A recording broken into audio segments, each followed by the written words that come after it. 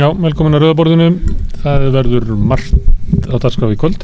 Inn í lok þáttarins þá ætla ég að tala við Benedikt Sigurðarsson sem þekkir húsnæðiskerfið gaumgæfilega. Ég ætla að biðja hann að svona greina hvað að því, hvers vegna svona mikið að því og hvað má gera til þess að bæta það.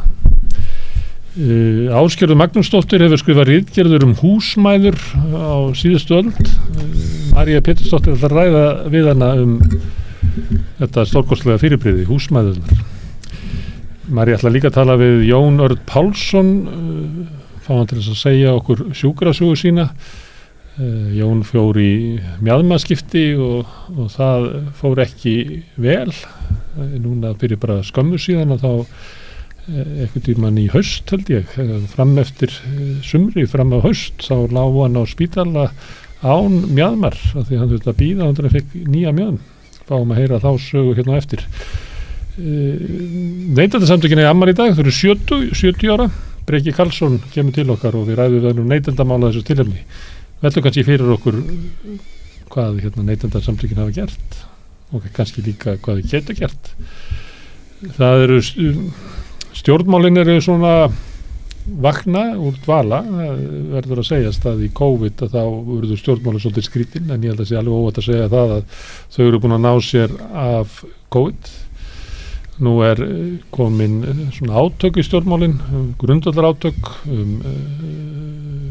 ríkissjóð og til hvers við eigum að nota ríkisvaldið. Við ætlum aðeins að pæla í stöðu flokkana og stjórnarinnar og stjórnmálana, fá hingað valinkunna stjórnmála hugsuði, greinendur, Stefán Pálsson og Jóhann Hauksson koma hérna.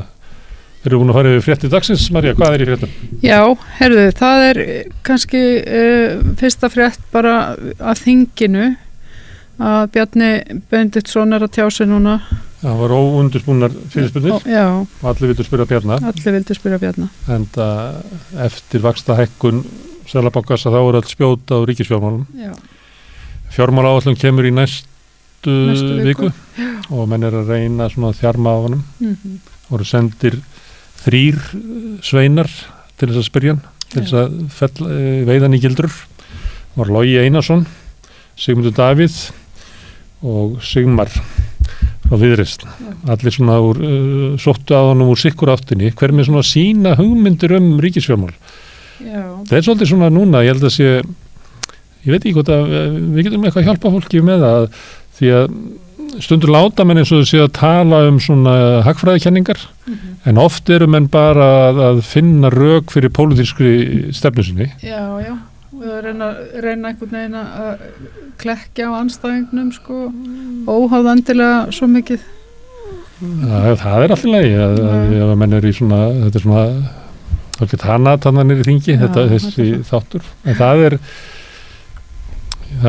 mætti miðstafnætt að vera meira þessu, minnst til að vanta debatt í samfélagi, frekar aldrei, ég ætla ekki að kvarta yfir að menn sé í debatti, því að í því þá eru menn náttúrulega að reyna á rök sín, en það sem ég var að meina að menn sumir tala svona að ríkissjóður sé að auka verðbólguna með því að hafa hallarekstur. Það svona ein kenning, hægri kenning, og Sigmundur kom með hana. Og að sömuleyti tekur Bjarni undir hana, en það vegna þess að hann vil skera niður opinbera þjónustu. Hann á móti að ríkið sé í opinbera þjónustu, eða þú veist ekki alveg, ég ekki að segja hann ætla að loka skólunum og sjúkrahúsunum, en hann vil halda aftur af ríkinu og notar þar alveg þessa kenningu sem að það alls ekki víst að við séum í slíkri verðbólgu að það gagni að skera niður ríkisútgjöld, að þú drepi verðbólgu með því. Einmitt. Verðbólgan hafa orðið til að þessu ómikið peningamagn í umferð. Það náttúrulega, já. Áskei Brynjar hefur komið og bent á þetta. Þorvaldur Gylfason var hérna á mánudaginn og benti líka á þetta, að það eru til 2 konar tegundir á verðbólgu og það ekkit endilega víst að þú vinnir á þessari verðbólgu sem á rætur sínar í sumliti erlendis og með því að hækka vexti og skera niður ríkisskuld. Já, ég meina að það eru alveg nokkri skólar í þessum hagfræðipælingum og þeir eru ekkert aldrei sammálaðan þannig á þinginu alltaf. Ég heldur sér ekki að færa eftir skólanum, sko. Ég heldur bara að noti vitni eins og þessi enginn að þeir eru hagfræðingur, sko. Nei. En þeir bara grípa til ykkur hagfræðikenninga að þeir eru raunverulega að færa rök fyrir sínum pólitísku skoðunum. Það var eiginlega miklu snuður að myndi bara sleppa hagfræðinni og verður bara að segja það. Mér finnst ríkið of stórt, ég vil skera það niður. Svo kemur Logi upp og segir, mér finnst það vera mikilvægt að viðhalda velferðarkerfinu, velferðarríkinu og ég vil styrkja stoðir velferðarríkisins. Og þá kemur Bjarni og segir, nei, ég er ósammála því, ég vil bara skera það niður. Mér finnst það bara hver eiga að sjá sig, við höfum bara að hafa grunnkerfi, bjarga fólki svona inn á allra versettu, en við höfum að skera niður barnabótakerfi, þannig að það sé bara fátækrastyrkur, skera niður vaxtabótakerfi, svo það sé bara fátækrastyrkur, svoleiðis vil ég hafa þetta. Í staðan fyrir alltaf skýla sér baka einhverja hagfræðikenningar. Og svo kemur náttúrulega Sigmar frá Viðreisn og fyrir að tala um evru núna, sem að er allt í lagi, sko. Þú mátt hafa skoðuna þegar við höfum að fara í evru, en við munum ekki glíma við þessa verðbólgu í einhverju talum, við hefðum átt að taka upp evru einhvern tímann áður eða við eigum að taka evru einhvern tímann seinna, það kemur bara málun ekki við í núna. Nei, það er bara okkur ekki hér og nú umræðan. Ég ætla að spyrja þá hérna á eftir stjórnmála sérfræðingana sem koma hérna, Stefán og Jóhann. Það er eitt í þessu, sko, þegar Kristrún lýsti því yfir að ætla að taka inngöngu í Evrópusambandið og upptöku evru og setja til hliðar í samfylkingunni. Núna var ekki tími til þess að flagga þessum málum. Og þá stökk svolítið Viðreisn fram og taldi sig hafa gríðarlegt sóknarfæri af því að þeim fengju alla evru nöttkeisin yfir til sín. En það er ekki að sjá á könnunum, sko. Samfylkingin fer upp eins og raketta en Viðreisn situr bara eins og þeir haggast ekki. Ég kann ekki nefna eitthvað svona áramóta dæmi en það er eitthvað svona eins og kynveri hérna á hurð. Eins og hurðarsprengja. Sko. Einmitt. Þetta verður spennandi að hérna við munum örglega fjalla þetta í næsta, þetta er náttúrulega pólitísku átökin eru þetta og ég held að það sé gott. Núna kemur í ljós, sko, fyrir hvað hérna flokkarnir standa og ég legg til að þeir hætti að flagga einhverju einhverjum kenningum og tala bara um pólitík. Einmitt. Sjáum hvort að þetta breytist eitthvað. Næsta frétt er það hafa verið auknar óskir um aðstoð hjálparstofnana. Það er náttúrulega gríðarlega slæmt ástand víða. Korn verður náttúrulega rokið upp. Það er bara verðbólgan fólk á ekki fólk á ekki fyrir mat. Nei. Það eru fleiri sem er ekki fyrir mat. Húsnæðiskostnaður er hækkað, leiga er að rjúka upp og þegar COVID kom þá fjölgaði mjög fólki sem var fólk sem hafði mist vinnuna eða verið dregið saman vinnan og það fór og þurfti bara að fara og byrja að fá matargjafir. Það er vegna þess að þú byrjar á því að borga húsaleiguna og húsaleigan er að hækka núna þannig að þú byrjaði að borga húsaleiguna og svo áttu ekki fyrir mat og hvað gerir þá? En mér finnst þetta það er alltaf að byrja að segja fréttir að þessu. Hvernig sko verðbólgan er að grafa undan almenningi. Kjörum almennings. En Bjarni segir alltaf bara heiminn á aldrei haft það betur. Laun eru miklu hærri en í Evrulandi. Við munum taka eftir því ef hann segir þetta núna aftur. Hann sagði þetta bara í dag. Hann sagði þetta síðast í dag. Ekki að að við hefum aldrei haft það betur. Kaupmáttur hafa aldrei mikið. Kaupmáttur aldrei verið meiri en hefur hann ekki sagt að fólk hafi aldrei haft það betra. Jú, það felst í þessu. Það felst í þessu, sko. Hann er að tala bara inn í sinn hóp. Hann er að tala inn í hóp þegar 30% sem hafa það best í samfélaginu. Alveg svo Inga Sæland er að tala inn í hópi sem hefur það verst. Þetta er svolítið þannig. Það voru snjóhengjan er annað svona dæmi. Það sem eru 4500 heimili sem eru óvarin, eru á breytilegum vextum og óverðtryggðu lánum. ASÍ var að taka þetta saman. Það benti á að svona stuðningskerfi ríkisins vegna húsnæðiskostnaðar sé eiginlega brostin. Stefán Ólafsson á Eflingu hefur líka bent á þetta og ég tók dæmi að vaxtabótakerfinu á þann að það náttúrulega eru mjög fáir sem að fá vaxtabætur. Það kerfi er að hverfa. Það er náttúrulega það er svolítið síðan það hvarf sko. Já, og ástæðan er svo að það er svo þarf það að vera svo með lága tekjur til þess að fá að fara þar inn, að þeir sem eru með svo lága tekjur til þess að fara þar inn eigi efna sem kaupir þessu húsnæði og skulda þar ekki neitt. Nei. Þannig að það hefur brotnað mjög hratt sko. Já, einmitt. Já. Heyrðu, það er aukið ofbeldi í bænum. Já.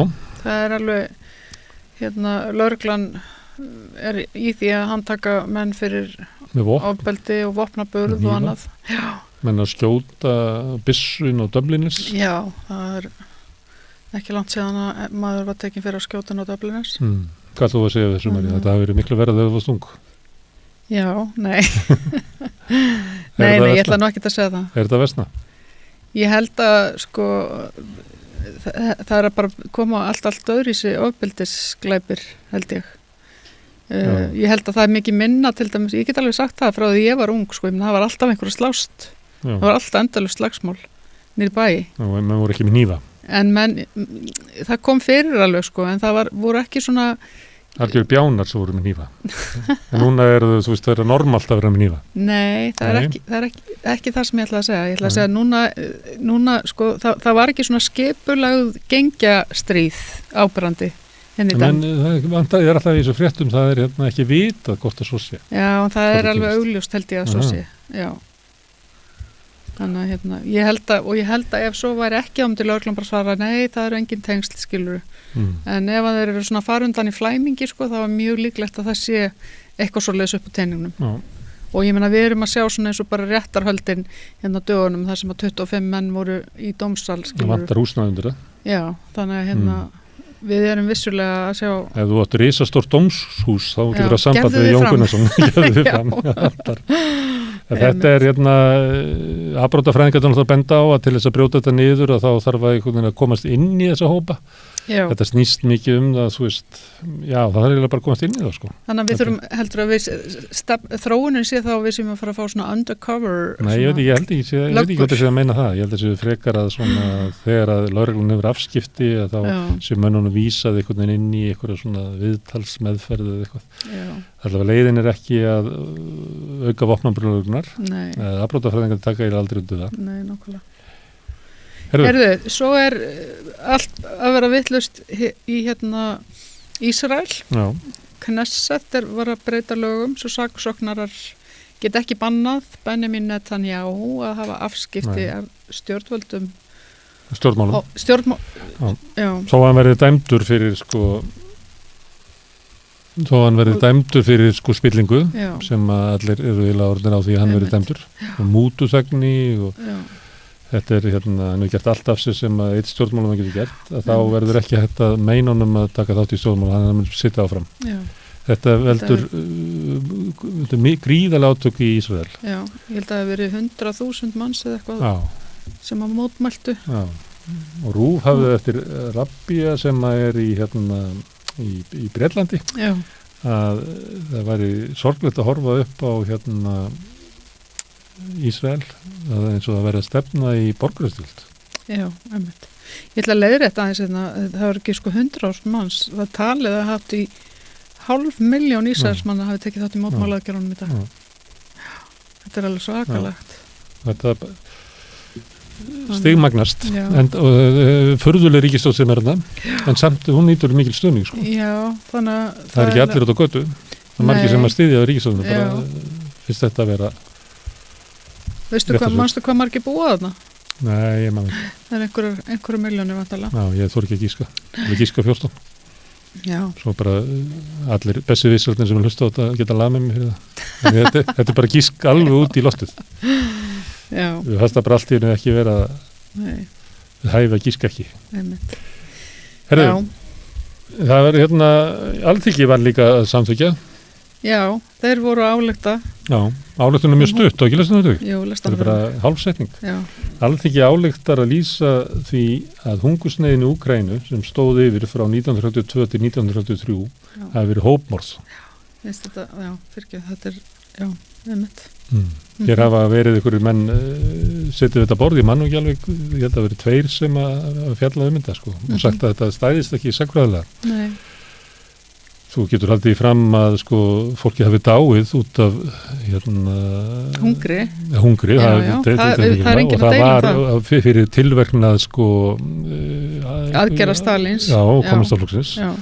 Hann ofmetnaðist eftir hvað gekk vel í innbyltingunni og vildi umbreyta landbúnaðinum með sama átakinu og hafði verið gert við iðnaðinn. En það mistókst herfilega. Það bara virkaði ekki með sama hætti. Og það leiddi til hungursnæðar. Og enginn efast það. En með því að segja þessi hópmorð eiginlega verið haldið fram. Hann hafi bara gert þetta viljandi. Hann hafi bara ætlað að drepa alla. Hann hafi beitt hungursnæð til þess að brjóta niður andstöðu Úkraínumanna. Já, einmitt. Ég held að það sé langsótt. Já, það verður bent á það að ein svona aðferðin í stríði er að gera djöful úr andstæðingum. Já. Og það að vera að samþykja svona er náttúrulega að vera haldið fram að sko Rússar séu andstyggilegt fólk. Já. Og rússnesk stjórnvöld séu andstyggileg sem má vera, en þarna vera haldið fram að þau alltaf verið það. Já. Og það séu eitthvað illt sem að þetta séu fjöldamorðingar sem að við erum að fást við frjálsu vestræn þjóðir. Þetta er náttúrulega þetta er áróður og það skildur samþykja þetta. Það er ofsalega skrítið. Það var eins og það er stemmingið þannig að þú segir eitthvað, nei, ég er nú ekki alveg til að samþykja þetta. Þá ertu Pútinisti og Stalinisti sko. Já. Þannig að þetta er mjög svona sko ég ætla ekki eins og segja polarisir verðan það er svo fáir sem að leyfa sér að andmæla þessu sko. Og það mátti ekki andmæla þessu. Nei, það mátti ekki. Það með góð Magnús Austurlandasérfræðingur Bernhardsson. Hann sagði við innrásinu í Írak að þá var það þannig í Bandaríkjunum að þeir sem að þekktu til svæðisins, að þeir voru náttúrulega á móti í stríðinu og þá hættu bara fjölmiðlar að tala við þá. Þannig að tölu bara við þá sem ekki þekktu til og voru ítt undir stríðið. En það var ekki rætt við þá sem að voru ansnúni stríðinu bara í 10 ára eftir. Núna er að tala við þá og það sem að öllum eru ljóst að það voru tóm mistök. Og ég að sumilegt er þetta núna að þeir sem að þekkja til átakana á milli, þekkja til heimsvalda pólitíkurinn í aðdraganda þessar stríðs að það er bara ekki tala við það lengur. Það er bara að tala við þá sem eru til í að taka þáttir. Já, tala við fólki. Herðu, en ef við ekki þetta með meira kannski? Já, bara kannski utan úr heimi? Utan úr heimi. Það er búið banna, eða það er búið herða viðurlög við samkynhneigð í Úganda. Já. Það er eiginlega svolítið svona sorglegt að fylgjast með því máli. Gísli Rafn Ólafsson, þingmaður Pírata, laði til að við myndum loka sendiráðinu. Hvað finnst þér það? Já, mér finnst það bara í rauninni ekkit vitlaust sko, þannig lagað. Sendiráður opið í Moskvu? Já, ég veit það. Ég veit ekki hvort að það er endilega sko, mér finnst allavega við þurfum að láta á einhvern hátt óánægju í ljós, þannig að þetta er bara svona frá okkar perspektífi séð og svona mannlegu perspektífi þá er bara verið að brjóta náttúrulega hrikaleg mannréttinda fólki. Getur ég gert Guðmund Inga Guðbrandsson að senda þeirra í Úganda? Akkur viltu gera það? Nei, bara hann er opinn samkynhneigður. Já, en þú veist að hann er bara líflátin. Nú er það? Já. Diplomat? Með þessum nýju lögum, sko, nema hann myndi, ég veit ekki hvort. Ég ætla ekki að, þetta var ekki upp á stungum að drepa ráðara. En ég bara segja, sko, þetta eru svo. Þú segir verið ykkur aðgerið, ég er bara alltaf hvað svona aðgerið? Já, sko, þeir eru að herða lögin þannig að það má jafnvel dæma því til dauða. En það er endar, já, í einhverjum, og þar eru þeir að splæsa saman samkynhneigð og kynferðisbrotamönnum. Þannig að þú veist, þetta er alveg rosalega yrkt. Þetta sé eins og barnaníð. Já, þetta sé bara eins og barnaníð. Þannig að hérna. Ok, og hvað getur við gert? Ef þú vilt ekki loka sendiráðinu? Það er náttúrulega bara einhverja byltingu í sko, þessum málum í ýmsum Afrikulöndum. Já, hvað getur við gert? Ég veit ekki, en við getum allavega kannski, hið opinbera getur alveg komið einhverja ályktun til leiða. Ég held að það mætti alveg gerast. Okay.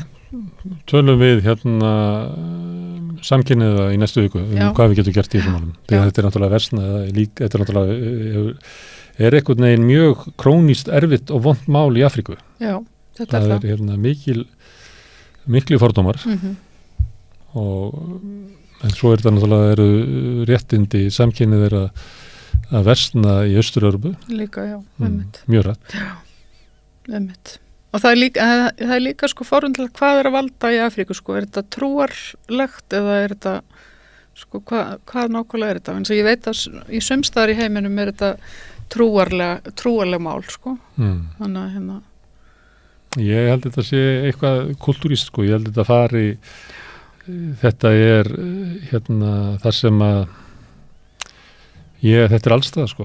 Og það skiptir ekki máli hvort það sé sko Íslam eða kristintrú eða það á svæðum þar sem er sko til dæmis á landamærum Benín og Tógó er svona rætur þessar trúar sem er mikið í Karibahafinu sem er svona vúdú getur að vera svona afkvæmi að því. En þar er þessu gríðarlegur fyrirlitninga á samtíma. Alveg svakalega. En það skils mér samt að sé líka vegna þess að þar, til dæmis þar sem hafi verið tekin upp kristintrú eða kaþólska og fólk alveg upp í alveg rosa kirkjusókn að það sé meira það sem sé að valda heldur en það sem ég er að segja er að það er eitthvað dýbra inn í afrikunsku kultúr sem hefur, af því að þú getur farið í það sem er Íslam, þú getur farið í það sem er kristintrú eða það sem að það hafi ekki sömu áhrif og þá finnur það sama. Akkurat. Þetta er eitthvað sem við getum ekki skilið. En við skulum tala við hvernig við frá Íslandi eigum að styðja baráttu samkynhneigðra út í heimi. Fáum eitt borð af samkynhneigðu fólki til þess að segja okkur hvað við getum gert. Gerum það. En núna snúum okkur bara áfram að fréttunum, við ætlum að tala um stjórnmálaástandi við tvo stjórnmálaskýrendur eiginlega, myndi ég segja, Stefán Pálsson og Jóhann Hauksson. Þeir fá ekki mikið betri stjórnmálaskýrendur en það, koma hinga eftir augnablik. Með því að ganga í leigjendasamtökin styður þú baráttu leigjenda. Leigjendasamtökin eru fyrir alla þá sem vilja berjast fyrir réttlátu húsnæðiskerfi. Leigjendasamtökin.is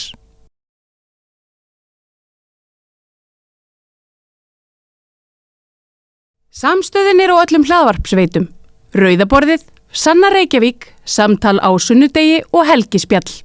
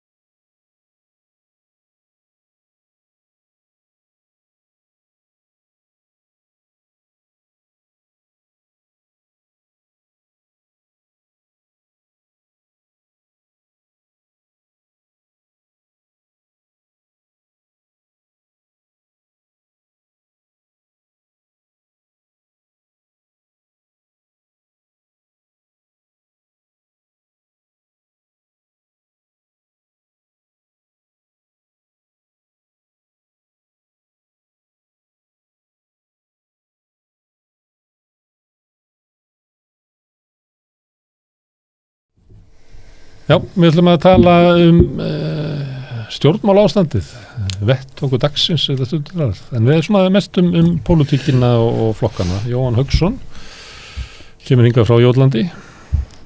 Það passar. Stefán Pálsson. Ertu í Samfylkingunni, Jóhann? Er ég? Í Samfylkingunni? Nei. Ég er ekki í Samfylkingunni. Nei, fyrir ég bara, já. Að því ég veit að sko Stefán er í VG. Já.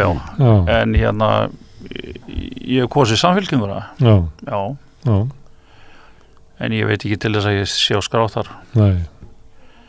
En þið eru þá reyndi báðir svona vinstri menn.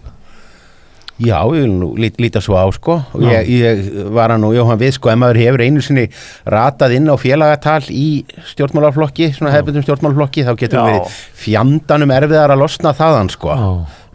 Ég stalst einu sinni í prófkjör hjá Sjálfstæðisflokknum með tengdaforeldrum mínum í gamla daga. Ég lættist þar inn og til að kjósa held ég eina verkalýsleiðtogann á listanum. Ég þurfti að setja upp kennitölu og nafn og ég fekk póst frá þeim nokkur ára eftir. Í Sjálfstæðisflokknum, hvað var það? Pétur Sigurðsson sjómaður eða hver var síðast? Nei, ég man bara ekki hver það var einhver sem ekki komst aðspóð. Herðu, ég var að halda því fram hérna áðan að svona eftir COVID að nú er eiginlega svona stjórnmálin að svona vöknus. Nú erum við ekki í einhverju svona, það er ekkert við erum ekki í einhverju sultukrukku með þetta. Nú hefur verið að glíma svona raunverulega hluti, svo Bjarni var í dag að það sem að Logi kom og Sigmundur og Sigmar, allir svona frá svona sinni áttinni í pólitík. Þannig að þessi komin svona átök í þetta einhver grundvallaratrið. Er það bjartsýni hjá mér að trúa því að svo sé, Jóhann? Ertu að spyrja mig á? Já. Já, ég segi guðlátti gott að vita. Við höfum þörf á, það er mikið rík þörf fyrir sko, stjórnmálin og stjórnmálaflokka, ég held að dagar stjórnmálaflokka sé ekki taldir. Fyrir ekki ef ég skulle taka svona til orða sko. En það er vegna þess að þegar að maður pælir í hlutunum, þar sem ég gerir mikið þess, ég gerir lítið að reyna að pæla þessu og reyna að skilja hvað að vera. Heima hjá mér, það er svona mitt hobby bara. Að það er náttúrulega svona grundvöllur þess að draga fólk inn í pólitík innan úr einhverju sameiginlegu almannarými. Það virðist bara vera liðin tíð vegna þess að meðal annars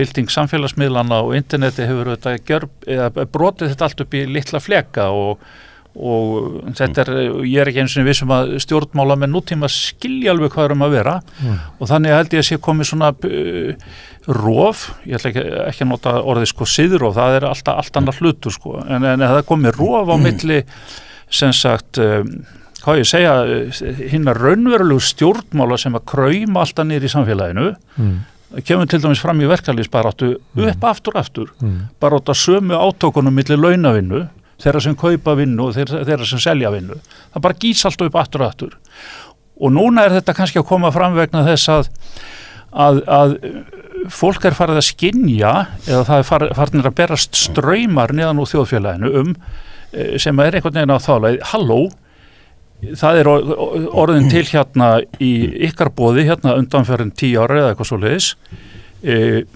bæði auðræði á Íslandi og elitismi og stjórnmálamennir er alltaf hinni sömu í einhverju sjálfgengisvel sem að skamta sjálfur sér kaup og ég meiri sér stjórnmálaflokkonu líka núna pening til verkana og það er ekki eins og víst að sko þessi elita hérna sé í neinu sambandi við þennan stóra brotna fleka þarna undir sem er að hrærast í hinum og þessum hópum sem er að tala fólk þegar að sprettur upp að þessum brotum virðist bara vera spretta upp miklu meiri einstaklingshyggja en menn óraði fyrir og sumir eru að velta bara fyrir sér mannréttindum sumir eru steinhættir að velta fyrir sér landamærum og þjóðerni meðan aðrir hérna gjósa upp í einhverjum hálfgerðum hérna rasisma og þjóðernispopulisma. Ég veit ekki alveg hvort að fólk skilur hvað ég er að fara en við erum kannski ekki alveg hættir að tala saman hérna. En til þess að stunda stjórnmál þá þurfum við eitthvað samanlega vettvang. Við þurfum að vera sammála um hvað við erum að tala, eitthvað hættir við erum að tala og það er ekki til lengur. Nei. Það er farið. Nefnilega og það getur vel verið að þeir sé að reyna að búa til einhvern vettvang stjórnmálamenninni núna sem að koma úr elítunni. Ég er ekkert einu sinni vissum að það gangi hjá þeim til þess að svona finna sér plattform á nýjan leik sko. Og hérna, kannski getur þetta þýtt að það sé að styttast í kosninga líka eða eitthvað þvíumlíkt. Men við farnar að finna einhverja lykt sko, ég veit það ekki. Hvað séu, erum við svona miklu umróti? Dauði stjórnmálaflokksins? Nei, ekki. Ég held nefnilega ekki. Það frekar vettvangur þar sem að við getum talað saman. Já. Hann sé einhvern veginn að leysast upp. Ég skildi Jóhann rétt. Já, ég aðeins verið að hugsa þetta. Ég er hérna nýkomin bara heima af landsfundi og maður einmitt að hugsa svona þetta fyrirbæri því að maður hefur nú upplifað þá ansi marga frá því að ég byrja í flokkapólitík bara sem táningur upp úr 1990, þannig að þar hefur maður til dæmis séð hvað til að mynda þessi gömlu flokka landsfundirnir á þeim tíma voru 5 daga batteri með stífri dagskrá og svo voru undirbúningsfundir þar á undan. Og einu góðu fyllir í til þess að vera þetta samþykja eitthvað daginn eftir. Einu góðu, það voru ímis og svo höfum við nú vita að hafa aðal kostingarnar nógu snemma að mótni, þannig að landsbyggðarfulltrúarnir sem að sváfa á hótelinu, þeir voru einu sem voru komnir á lappir. Þetta skipti miklu máli hvernig maður stilti upp dagskráni. Samvinnuhreyfingunni var stjórnað svona. Já, í dag þá er svona svo í seinni tíð þá var þetta farið að skreppa saman og svo fórum maður að taka eftir því að svona stærri og stærri partur af dagskrá fundana voru þá í rauninni einhverjir utanakomandi sérfræðingar sem að komu og áttu svona að fræða mannskapinn eða pallborð með einhverju lykilfólki og minni svona þáttaka eða umræða bara fótgönguleiðana. En ég held hins vegar að mér finnst alveg fólk vera að leita aftur í svona þau gildi aðeins meira. Mér finnst til dæmis alveg vera eftirtektavert að við sjáum svo sem sósíalistaflokkin sem er tengdur þessari stöð hérna.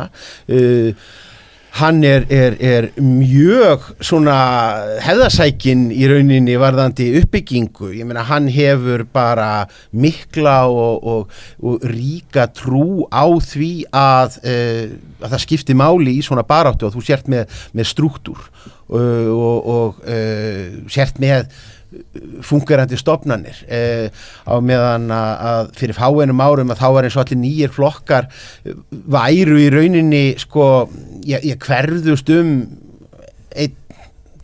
forystumenn og það væri nánast svona dónalegt að kjósa stjórn eða halda fundi eða eitthvað slíkt.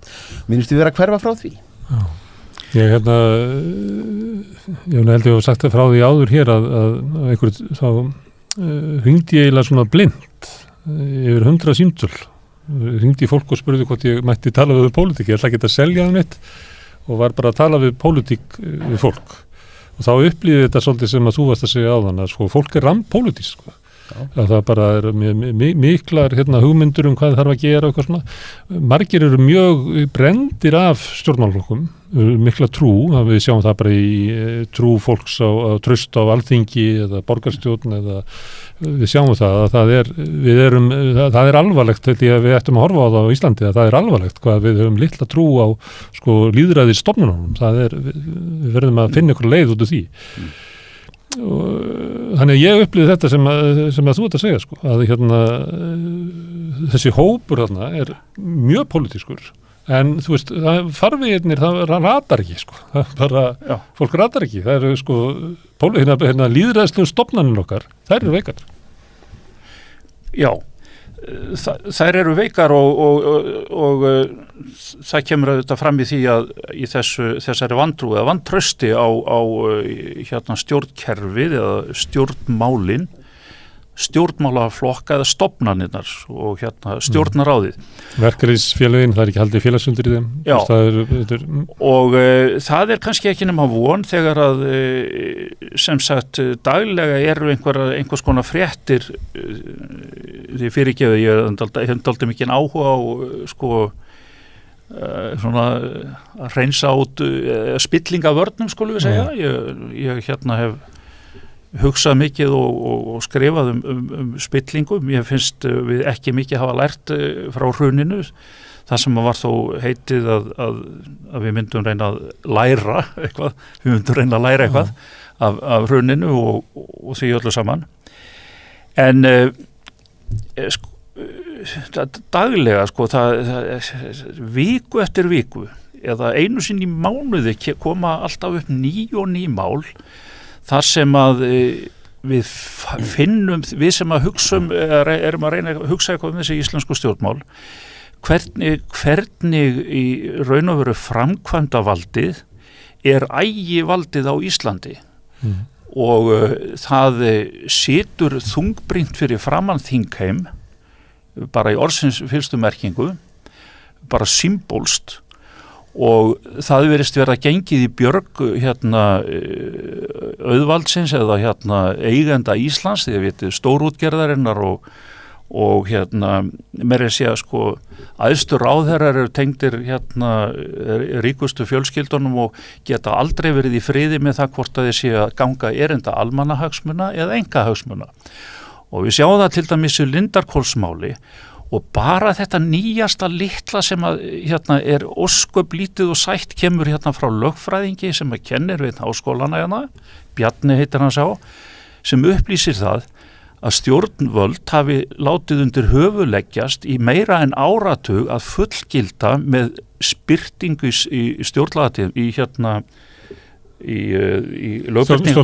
stjórnartíðundum segja að birta alþjóðasamninga sem eru sífellt fleiri vegna þess að við búum í þannig heim í dag og við erum samofnari svo mörgum og kannski ekki síst núna á stríðstímum og COVID-tímum, þá finnum við enn meira fyrir því hvað við erum samofin öðrum. Nei, þá eru Íslands stjórnvöld að stinga samningum ofan í skúffu sem gætu komið illa við þá sem að Íslands stórfyrirtæki sem að greiða mútur út í heimi. Þetta sko, við erum ekki komin út úr Lindarhvolsmálinu sem að sko að því leitinu til verra að þar kemur líka fram hversu óskaplega hlutdrægt sjálft embættismannakerfið gagnvart almenningi. Þarna eru minnstakosti 2 embættismenn sem að sannarlega eru einu embættismenn löggjafarþings þjóðarinnar. Það ríkisendurskoðandi sem hafa lögum samkvæmt að fylgjast með því hvernig farið með almannafé og sjá til þess að vel sé farið með almannafé. Hinn umboðsmaður Alþingis. Þessir 2 embættismenn eða öllu heldur ríkisendurskoðandi sem gegnir mjög mikilvægu hlutverki að það eru teknir einhverju snúningar með nokkra eða minnstakosti 2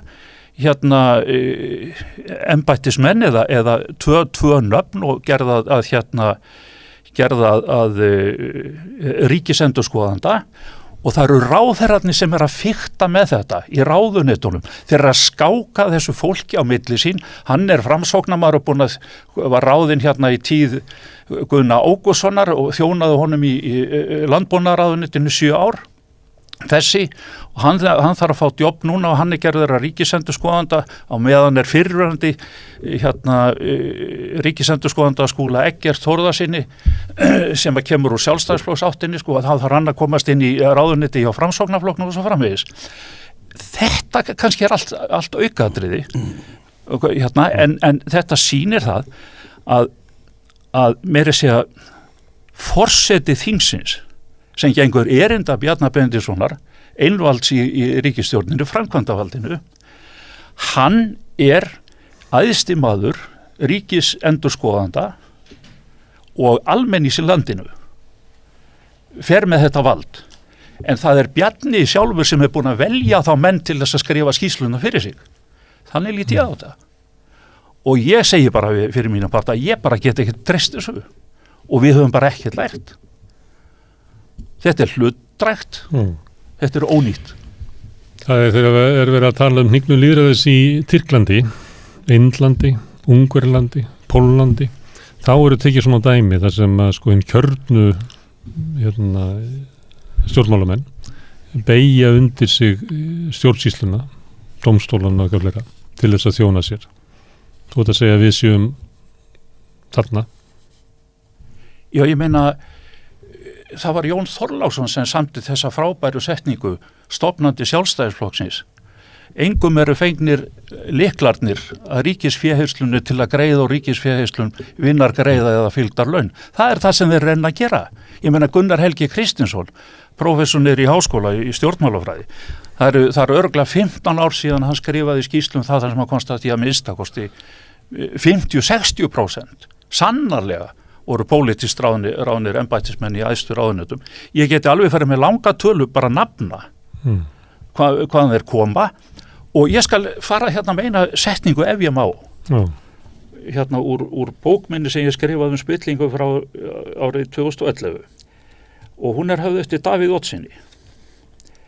Hann segir í þá orðin seðlabankastjóri og segir við rannsóknarnefnd Alþingis að þegar hann spurður hvort hann beri traust til dæmis til fjármála samráðshóps forsætis fjármála og viðskiptaráðuneyti sem átti að passa upp og að ekki hrun og koma með einhverja varnartillögur svona. En Davíð segir þá var hann seðlabankastjóri, þetta var bara það sem ég af minni reynslu úr kerfinu, verandi forsætis ráðherra, að pólitíski ráðherrar byrja að tortryggja flesta ef ekki alla þegar líður á nema helst ef þeir treysta ráðuneytisstjóranu sínum og sínum mönnum þar og þá eiga þeir aðgang á þeim því að þeir gera ráð fyrir því að þeir aðilar séu að gæta hagsmuna ráðuneytisins, ríkisins og ráðherrana, segir Davíð. Þetta finnst honum alveg fullkomlega eðlilegt að ráðuneytisstjórarnir séu ráðnir ekki fyrir fólkið, heldur fyrir þá og þjóni þeim og þess vegna náttúrulega verið að skáka þeim svona á milli en það má líka geta þess í leiðinni að þegar ég var að skrifa þetta þá átti ég einu sinni tal við Sigurð Þórðarson sem að skrifaði þessa frægu skýrslu sem enginn má sjá. Minnisblað eða skýrslu? Vinnuplagg sem að Ármannsson forseti kallar aldrei annað en vinnuplagg alveg kerfisbundið eins og Newspeak. Sigurður Þórðarson hann sagði bara við mig í spjalli að þeir ráðherrarnir þeir eru náttúrulega vinna margir pólitísku málum og fá þeim framgengt og lagafrumvörp og öðru slíku og þess vegna hneigjast þeir náttúrulega bara til að ráða menn sem þeir treysta og þá fara þeir inn í flokkin. Mér líkar þetta ekki. Er þetta að tengja þetta saman? Að þetta sé ástandið ef að lýðræðisvettungurinn veikur? Við höfum glímt við þetta ástand áður en að þú byrjar í pólitík. Við óhelga samband stjórnmál og viðskipta. Ég svo sem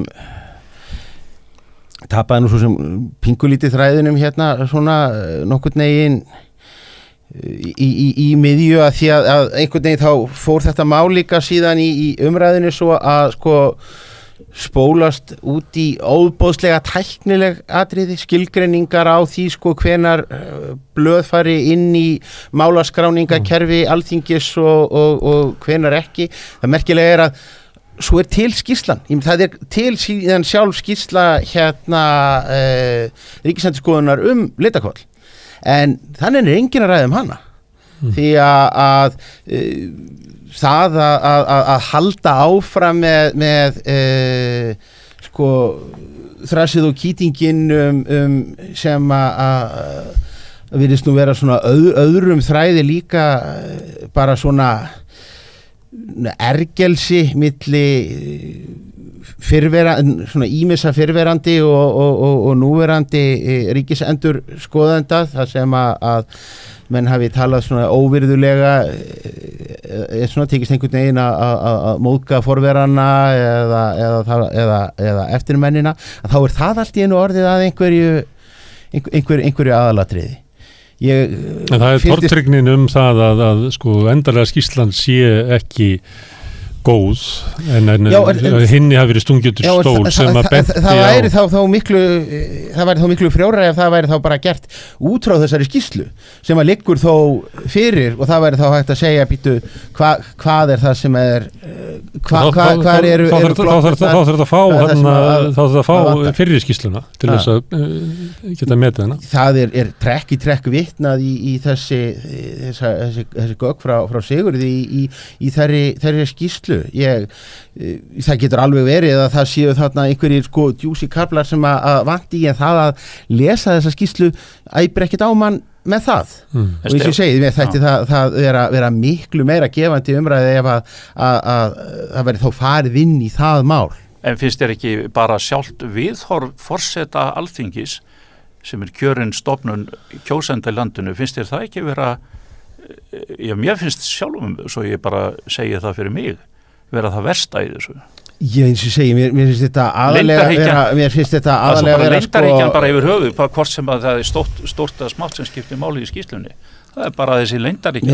Þeir eru ekki starfsmenn. Mér finnst þetta fyrst og fremst snúast bara það að menn grafi sig niður í einhverjar skilgreiningar og formreglur. Mér finnst afskaplega óljóst að það sé einhver sérstakur pólitískur ávinningur af þessu og hafi hann einhver verið þá er hann löngu búin að snúast upp í andhverfu sína. Það er ekki ég get ekki séð að það sé hvernig það geta verið einhver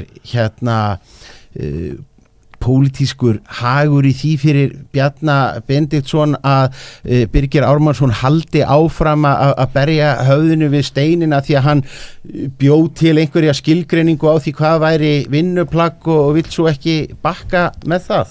Og eins og ég segi, minnst þetta að vera alveg svona vera með svona minna frjórri umræður sem að hægt er að finna.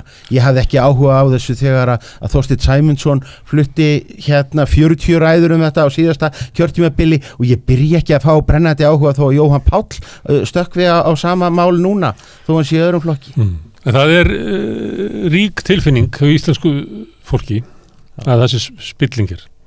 Við mælumst bara halva leiðina til Rússlands í samanburði Norðurlandaþjóðin. Já, kemur sér til ljós að ef að það sem að hefur meira að segja af okkur toppsætið í að vera hamingjusömmust allra þjóða. Dettum úr við dettum úr fyrsta sætinu niður í það þriðja. Það er enganlega spurning hvort þú ert hamingjusömmur. Þú getur kannski verið hamingjusömmur í vondu spillingar já, spillingar upplifunin er stíkja okkur. Það er bara staðreynd. Það kemur fram aftur og aftur að við erum eiginlega halva leiðina til Rússlands frá Norðurlöndunum. Það kemur líka traust á Alþingi. Við sukkum bara lýðræðisskala. Lýðræði við komin fyrir neðan Bandaríkin. Þetta er byggt á viðhorfum almennings. Líka afstæðan til þingsins er bara helmingurinn á við það sem er til þingana í Skandinavíu. Og þetta er náttúrulega, ættum við ekki að taka þetta bara alvarlega. Ég meina ekki almenningur svona vitlaus að við séum bara með frábær stjórnmál og bara óspillta stjórnsýslu, en almenningur er bara svo tortrygginn að það er vandamálið. Það er nefnilega, þetta er einmitt. Hvort er þetta? Daginn þá að því að nú er ég í fyrsta sinn komin svona aðeins í hlutverkin kjörna fulltrúa sem varaborgarfulltrúi og þar tókst nú borgarstjórninni að lenda í tossabekknum, var nú bara með var neðst í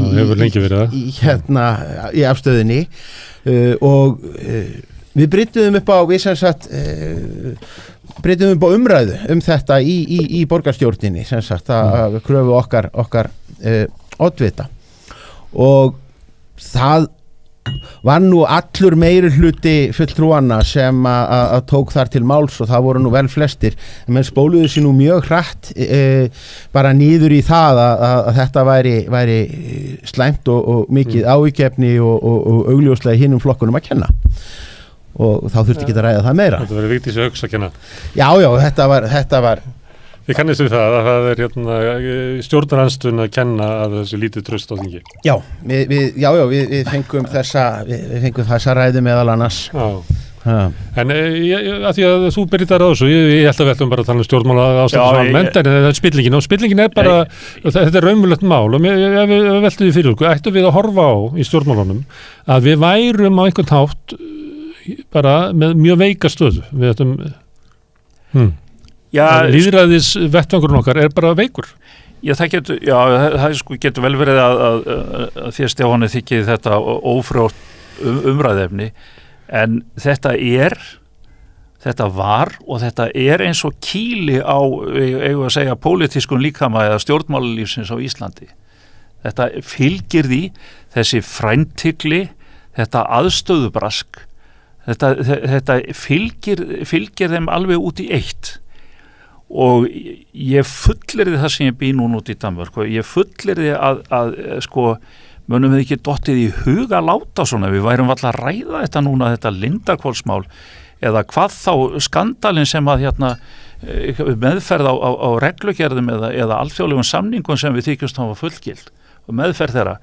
Hvers konar eiginlega bananalýðvild þetta? Sem þetta frétt sem að fór ekki víðar, hún fór ekki víða þessi frétt. Nei, þetta var hérna hvað morgunblaðsgrein minni mig frekar í fréttablaðinu. Jú, og tengdi Samherjamálinu og Samherji slapp út frá gjaldeyrismálinu af því að það hefði ekki verið auglýst. En við erum náttúrulega nýbúin að horfa svo sem í þínu heimalandi upp á minkaskandalinn og það mál sem að endaði síðan í stórum kosningasigri helstu leikenda og þeir sem að Stefán, það er ákvörðun stjórnmálamanna sem að endanum bera ábyrgð í aðstæðum sem voru áttu sér engin fordæmi menn voru lofandi hræddur og neytust þess vegna til þess að eyða gögnum og skjóta sér undan rannsókn. Ekki koma sem spillingarandstæðingur og ætla svo að koma þessu minkaklúri dönsku kratana til varna. Það er ekki boði. En ástæðan fyrir að ég nefndi kannanir sem að sýna það að traust Íslendinga á þjóðþinginu er miklu lakar heldur í Skandinavíu. Til upplifun Íslendinga á spillingu samfélaginu er miklu meira heldur en í Skandinavíu og ég getur ekki gengið út á því þetta er að tína til alls konar skandala hér og þar en þetta er raunveruleikinn. Íslendingar upplifa það að við lifum í spiltu veiku stjórnmálakerfi ég meina sem er bara alvarlegt og okkur hefur ekki tekist að bæta vinnubröð okkar eða auka sem sé Stefán, þetta snýst það. Þetta snýst ekkert minkana hér eða Lindarhvolsmálið eitt og sér upp á Íslandi. Það snýst ekkert það. Og formaður VG hefur lagt áherslu á að byggja upp traust á stjórnmálum. Hún upplifir það að þetta er vandamál. Það snýst það að einasta leið okkar til þess að lagfæra þetta og einfalda leiðin það var að auka gagnsæi. En sjáðu bara til. Við erum í slag viku eftir viku kannski titlingaskít, það veit það ekki nokkur maður, en attitude þjóðþingsins sem að kýs þetta fólk inn á þingið og hvernig framkvæmdavaldið þóknast að misnota, og ég segi það bara fullum hálsi, misnota embættiskerfi eða embættismenn sem eiga þjóna almenningi en ekki ráðherranum í sína þáu, að þetta er svo augljóst ekki vegna innihaldsins sem kannski er í skýrslunni, heldur er það attitútið. Hvernig vilt þú lækna það, stjórnarliði? Þú nú í minnihlutunum í borginni, ekki? Jú, og þar upplifir maður svo sem líka nákvæmlega það sama, því að þar sér maður að það er til dæmis gengið óbóðslega langt og það er það sem að mér brá mjög við að lenda í þessari stöðu sem kjörin fulltrúi. Það er þessi svona bara default stillingin á öllum þeim málum sem koma þarna inn, eru þau öll trúnaðarmál og það er ekki bara einmitt einhver vinnuskjöl eða gögn sem að eru í gangi, heldur sko heilu skýrslurnar sem að er búið að kaupa utan úr bæ og svo verið að taka afstöðu til. Þetta allt saman stimplað sem sko trúnaðarmál í bak og fyrir. Til að drepa umræðu. Ég sem gerir það að verkum að það bara hreinlega bannað að fara og bera þetta undir nokkurt mann eins og að einhverju almenni borgarfulltrúar geti verið sko sérfræðingar í öllu frá sko snjómokstri yfir í rekstur skóla eða menningastofnana og þarfram eftir götunum. Sko best ef það hægt að gera okkur að innherjum líka því að þá getum við ekki þá megum við ekki tala hluti sem að snúa að fjármálum, til dæmis fyrirtækja borgarinnar, lántökum og þarfram eftir götunum og þá fær maður stundum svona furðu ákvarðanir eins og við horfðum upp á hér bara fyrir fáeinum dögum þegar að bara eitt stykki borgarstofnun bara lögð nýður nánast bara í skjóli nætur. Borgarskjalasafnið er slegið af og svona helst að borgarstjóri kvarti yfir því að hafa neyðst til þess að ræða þá ákvörðun opinberlega bara áður heldur en að fólkinu væri tilkynnt að það mætti bara fara heim og það væri bara búið að ákveða að verkefnið þeirra skipti ekki lengur máli.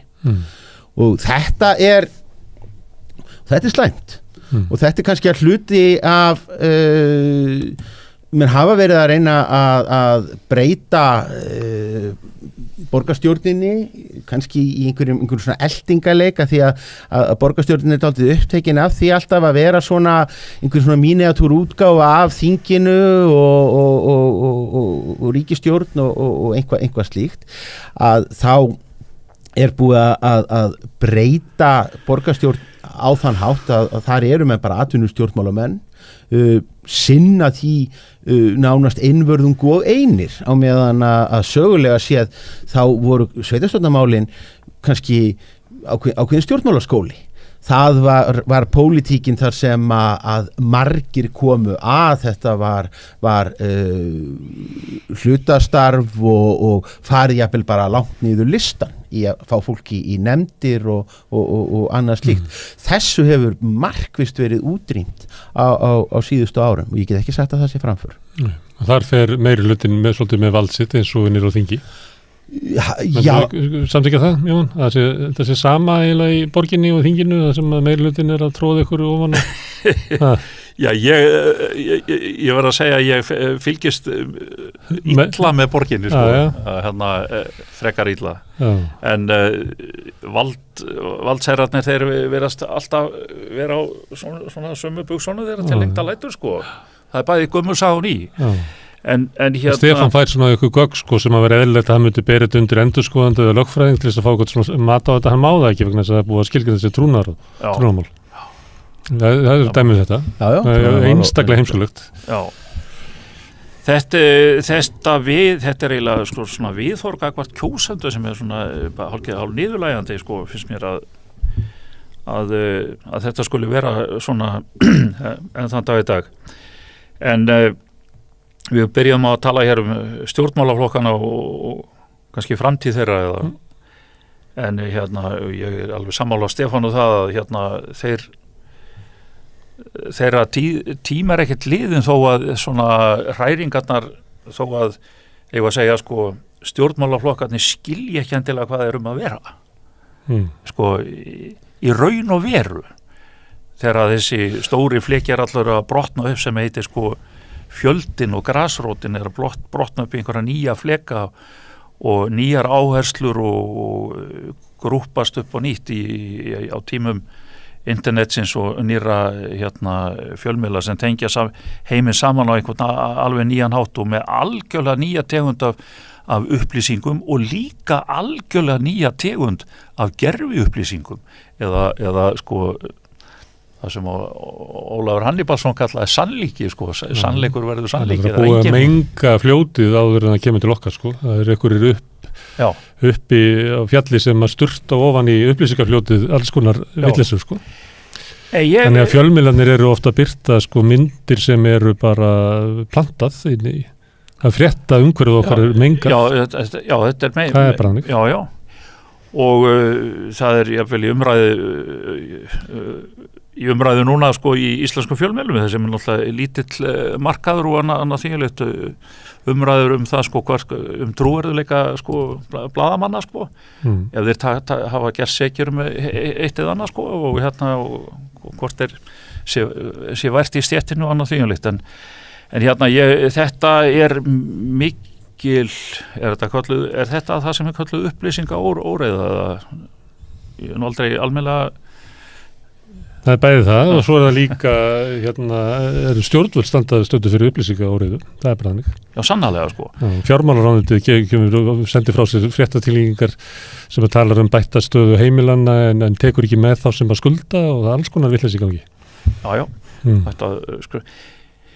Já, og fyrir náttúrulega utan það sko, hvað hefur á 25-30 árum, ég var nú lengi í Blaða fréttamaður sko, segjum kannski 30 árum sko, hvernig þetta var stöndugu stétt blaða fréttamanna eða fjölmiðla tiltölulega í kringu segjum 1990 og ég meiri sé að fekk smjörþefina því upp úr 1990 sko hvað það var að vera PR-maður sem var á niðrandi hátt kallaði sjoppukallar þá að vinna fjölmiðlamanni en þeir voru kannski 10-15 í landinu á þeim tíma. Nú eru sko starfandi fólki í fjölmiðlum komið niður fyrir 1000, kannski 700. Ég segi þetta stundum. Og þeir eru en fjölmiðlafulltrúarnir sem að smíða til veruleikan í þágu hluthafa eða stjórnvalda eða ráðherra, aðalega framkvæmdavaldsins sem ríkir hér yfir öllu, þinginu og hverju sem vera skal. Ég mitt að því að ég gat nú áðan það, ég hef nú verið á landsfundi síðustu helgi. Þá þótti manni það dálítið hart að það var einn blaðamaður sem satt fundin það var frá heimildinni sem að satt og dekkaði fundin mjög vel líkil fjölmiðlar ég meina Morgunblaðið RÚV sendi sko myndatökumann til þess að skjóta yfir salin og svo kannski tekið örstutt viðtal en viðvera einhvers fréttamanns þar hefur sko verið kannski klukkutími yfir heila helgi og það alveg háð því sem að þið bara sendið þið geta sendt hvað sem háð því eða einhverju sem sjá einhverjum ströym eða í rauninni miklu frekar bara hvað einhverjum fundargesti hugkvæmdist að setja á sína samfélagsmiðla á meðan að maður var kannski maður var nú vanur því að það var bara hluti ef það var landsfundur hjá stjórnmálaflokki að þá var þingfréttarítarinn bara varði helginni þar og satt og spjallaði við alla meira að segja þegar ég var bara sko ungliðapolítikus í alþýðubandalaginu þá voru blaðamenn sko inni á sko stóru prentmiðlunum sem að voru nú kannski bara að hringja og reyna að pumpa mann og bara sko skilja bara skilja víglínur og hvernig landi lægi og hver væri sko mekanismin í flokknum, ég meina það voru gallharðir sjálfstæðismenn sem að unnu á fréttadeildinni hjá Mogganum sem að áttuðu sig samt sem áður á því hvernig sko bara gangverkið væri í alþýðubandalaginu og hver væri með hverjum. Ég held að sé leituna að þeim starfsmanni ritstjórnar í dag sem að gæti sagt eitthvað meira heldur en bara sko einhverja yfirborðskendustu hugmyndum stærstu nafn. Og þetta, að því að þú varst að nefna þetta svona, sem ég var vanur að segja sko þegar ég byrjaði í blaðamennsku þá voru 350 blaðamenn og einn fjölmiðlafulltrúi, þannig Jón Hákon Magnússon.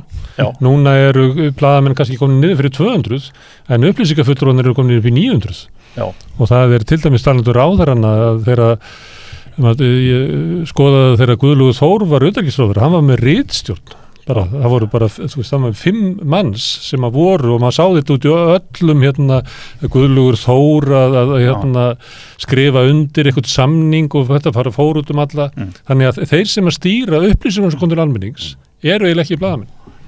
En þessi frumskógur af upplýsingafulltrúum að þeir eru í rauninni að gera veruleikan þokukenndan fyrir blaðamenn, sko. Það er það sem þeir eru að gera. Þeir ráða ekki við það, sko. Af því að þegar áin kemur til þín og þú ætlar að fara að svala almenningi úr ánni, þá verður orðið svo menguð að þú þarft eiginlega bara að labba upp á næsta hól og fara bara að segja fólki eitthvað, sko.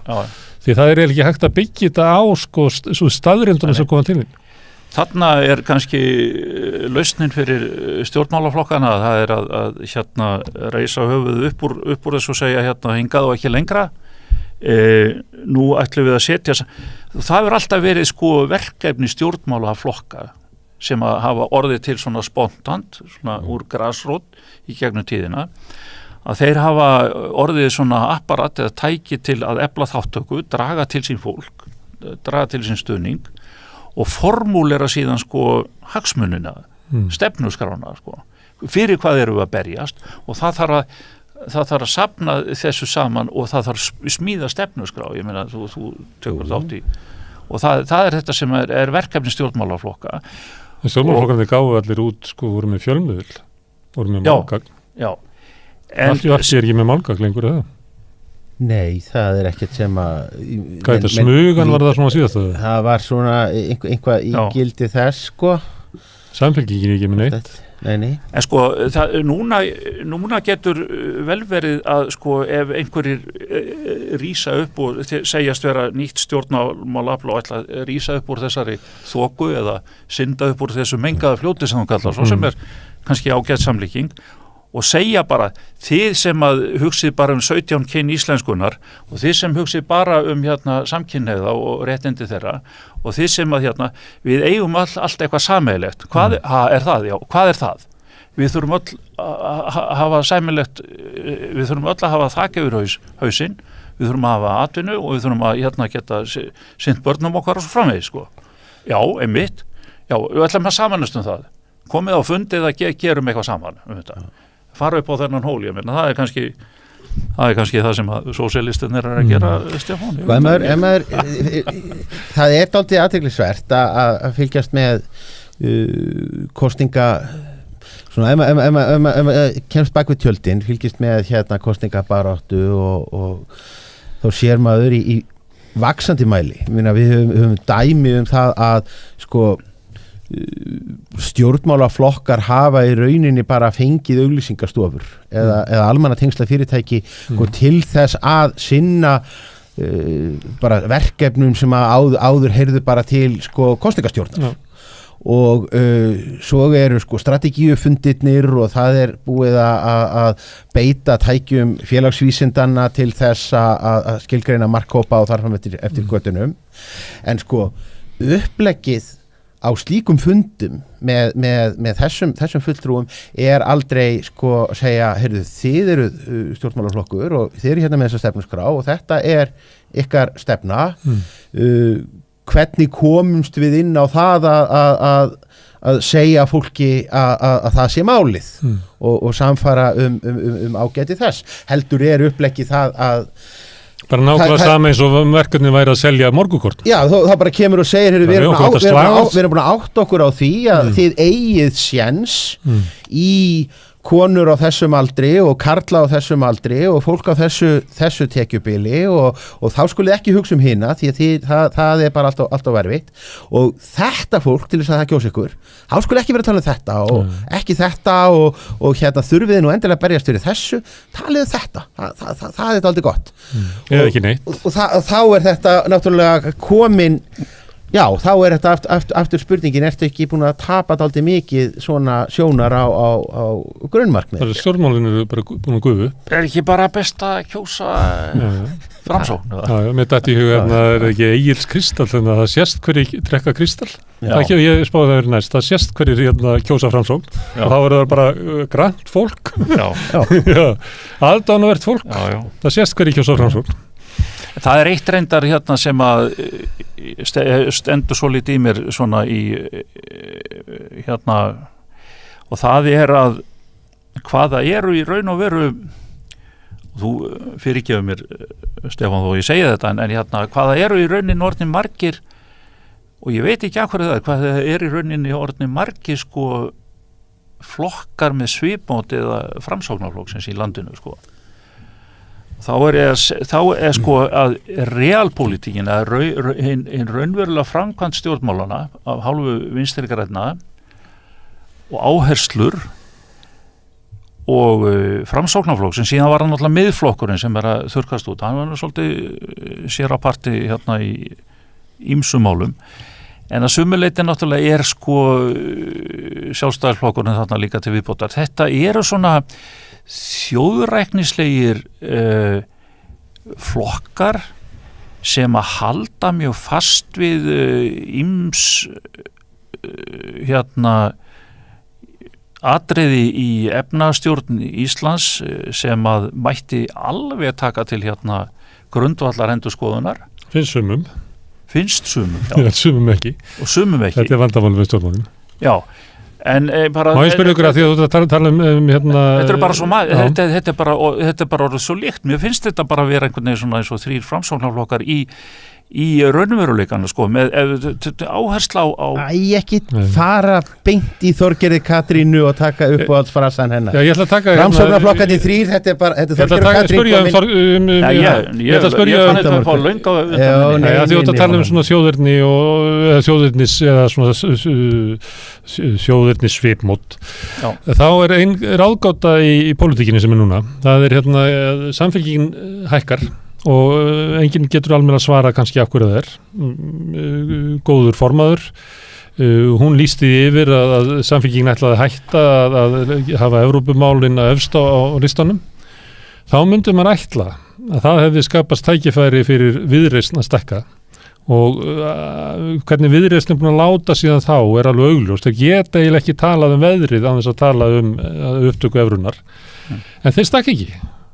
Getið leist þessa ágótu? Þetta er skemmtilegt dilemma sko, en hérna ég náttúrulega er ekki. Ég hefði spáði að dittu svona 2,5% til þeirra, en það gerist ekki. Að þeir hefðu átt að fá með þessu. Það væru hægri Evrópukratarnir í Samfylkingunum myndu færa sig við. Já. En vilja þeir kannski bara vera af því að það er svona uppgangur þar? Sýttir það meira máli í pólitík? Já, sko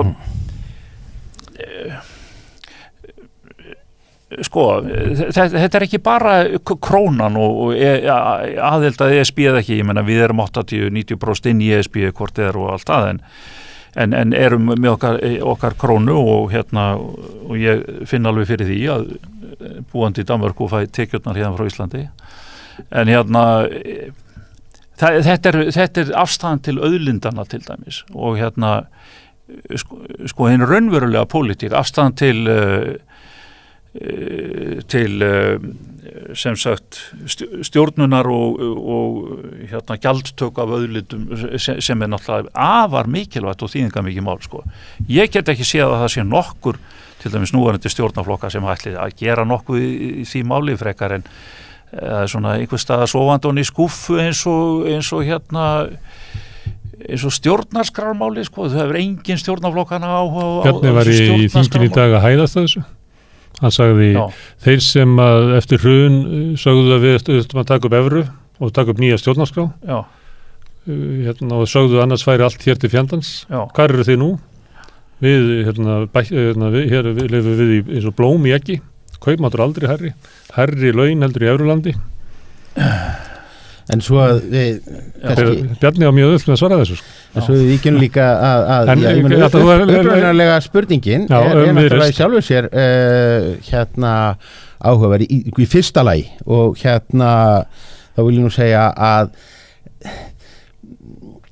ég er alltaf skeptískur á að rýna mikið í sko sveiflur skoðanakönnunum á öðru ári í kjörtímabili. Á sama tíma og síðasta kjörtímabili að þá var framsóknarflokkurinn steindauður. Þetta er samt mælingar á afstöðu almennings. Og allir stjórnmála, sko, allir spjallþættir í pólitík sem að maður horfði á því gengu út á það að framsóknarflokkurinn væri bara í sko stórkostlegri krísu og spurningin væri bara hvenar Lilju Dögg Alfreðsdóttur þóknaðist að slá af Sigurð Inga sem að væri augljóslega dauður maður á formanstól. Þannig að svona ég svona skeptiskur að lesa svo mikið í það, en það er alveg það er mjög merkilegt að sko það breyttist mjög mikið hjá Grötunum með nýjum formanni og fyrir okkur sem að fylgjumst stíft með störfum þingsins að þá sá maður líka að Samfylkingin fór að hegða sér allt öðruvísi þar. Það sem að gerðist er það að nánast bara frá deginum sem að Kristrún tók við, þá hætti Samfylkingin að taka þátt í málþófi niðri þingi. Bara í stórum málum þar sem að fyrir ári síðan veit maður að sko Helga Vala og Oddný Þau skildu Píratana eina eftir í útlendingamálunum. Píratarnir eru einir í mál eftir mál. Stundum fylgir Viðreisn sérstaklega svona tilteknir fulltrúar þar inni með. Kristrún Frostadóttir hefur engan áhuga á að vera niður í þingi að rífast við neitt annan heldur en formenn stjórnarflokkana 3. Helst Bjarna. Hún tekst á við, ég held að það sé nokkuð jöfnum höndum hvort hún hjólar í Bjarna eða Katrínu og stundum í Sigurð Inga, en hún sko lítur ekki við því að fara að taka einhverja lúpu fundarstjórn forseta til þess að láta Birgi Ármannsson fara í taugarnar á sér. Það er einhvern veginn alveg sko rækilega fyrir neðan hennar virðingu. Hún slátraði 2 heilugum kúm í einu. Ég meina það var hún bæði setti Evrópusambandið svona einhvern veginn í einhvern annan flokk og hérna slökkti á stjórnarskrár umræðinni. Maður reyndar sér það pínulítið að ansi margir svona í og við Samfylkinguna eru sko ekki bara búnir að innbyrða kosningasigurinn í huganum, heldur svona farnir að stilla sér upp í ráðherrastóla. Það verður svona áhugavert að sjá hvort að hvernig sú dýnavík mun haldast alveg út kjörtímabil. Mun ekki Kristrún mæta með nýtt forystulið í nýjasta kosningar? Það held ég. Ég held að hún er nefnilega dálítið óvenjuleg með það. Ég meina hún minnir að þýleitið pínulítið á Sigmund Davíð. Ég meina hún kemur inn, Sigmundur Davíð hann hafði setið þarna í skipulagsráði fyrir framsókn í Reykjavík í hálft kjörtímabil í borginni. Öðru leyti hann held ég bara valla verið á flokkskrá fyrir en að hann verður formaður, og Sigmundur byrjaði ekkert á að setjast yfir félagatalið hjá framsókn og sjá sko hverja get ég gert mér en hérna handgengna. Hann kom bara með þá menn inn í flokki og stefnuna og stefnuna. Eins og Kristrún segir þið kusu mig Já. Og þið kusu stefnuna mína. Já. Og sem er svolítið öðruvísi heldur en þegar þú varst að lýsa áðan hvernig flokkar búa til stefnu. Þarna var bara festu allt í einu pakka. Þetta er svolítið eins og í Ameríku að þú veist, flokkarnir eru forseta frambjóðandinn hverju sinni. Já, en hann er að hérna ég er í rauninni pínlítið hissa ef að hún kæmi ekki bara inn með hérna eiginlega bara fullskipaða sko sveit. Ég held að verði mikið af nýjum andlitum, en ég meina enn sem komið er þá verðist þetta að vera vinningsuppskrift, þannig að ég ætla ekki að sitja hér og fussa og sveia og fingur á lofti. En af því að þú ert nú nýkomin af flokksþingi, það er ennþá þó þannig að flokkarnir kjósa forystu sína. Já. Og sem sagt það er gagnstætt því sem að gerist í svona persónustjórnmálum. Það er afhenta flokkarnir þetta vald sitt til þess að kjósa sína eigin forystu yfir til einhverja sem enn að skrá sig í prófkjör eða eitthvað þínulíkt. Það var nú eitt ráðið en ég meina ég held að ég reikna alveg með því að þetta sé eins farið með Samfylkinguna og VG að Kristrún hlýtur að vera fulltrúi fyrir þá stefnu sem að kemur út úr landsfundi. Nei, það var svolítið sérstakt þegar hún var kosin að hún sagði að þegar ég er kosin að þá er ég kosin fyrir þá stefnu sem ég kynnti á ringferð mínum í landið þannig það var komin svona ný stefnumótunar ferli í Samfylkingunni sem var ringferð Kristrúnar um landið. Það er nefnilega það sem að Gunnar er smárur að vísa í að ræða hennar á fundinum og ég held fyrst að þetta hefði nú bara einhver blaðamaður hefði einhver skólast til að það var sem sagt ræða sem sagt stefna formannsins, það var kynnt stefna formannsins sem að ég hef ekki heyrt áður í stjórnmála Kannski virkar þetta bara vel. Já, getur bara virkað fínt. Hvernig líst þér á Samfylkinguna í dag, Jóhann? Svona séð frá Danmörku. Já, ég er ég er Evrópusinni. Já. Ég vil taka upp evru gjarnan. Gerði það bara sjálfur með fótunum eða danska krónu? Já, ég gerði það með fótunum. Ég vil helst losna við krónuna. Ég tel hag almennings á Íslandi best borgið þannig og til dæmis þeirra sem að kaupa sér húsnæði sem er mjög ríkt á íslensku þjóðinni að fólk kaupi sér húsnæði en fari ekki einhverjar aðra leiðir til þess. Það er betra húsnæðiskerfi í Danmörku en á Íslandi. Það er ekki að líka því saman. Já, og miklu ódýrara reyndar. Ég ætla ekki að segja hvað ég keypti húsið mitt á lágu verði í Suður Danmörku en það er önnur saga.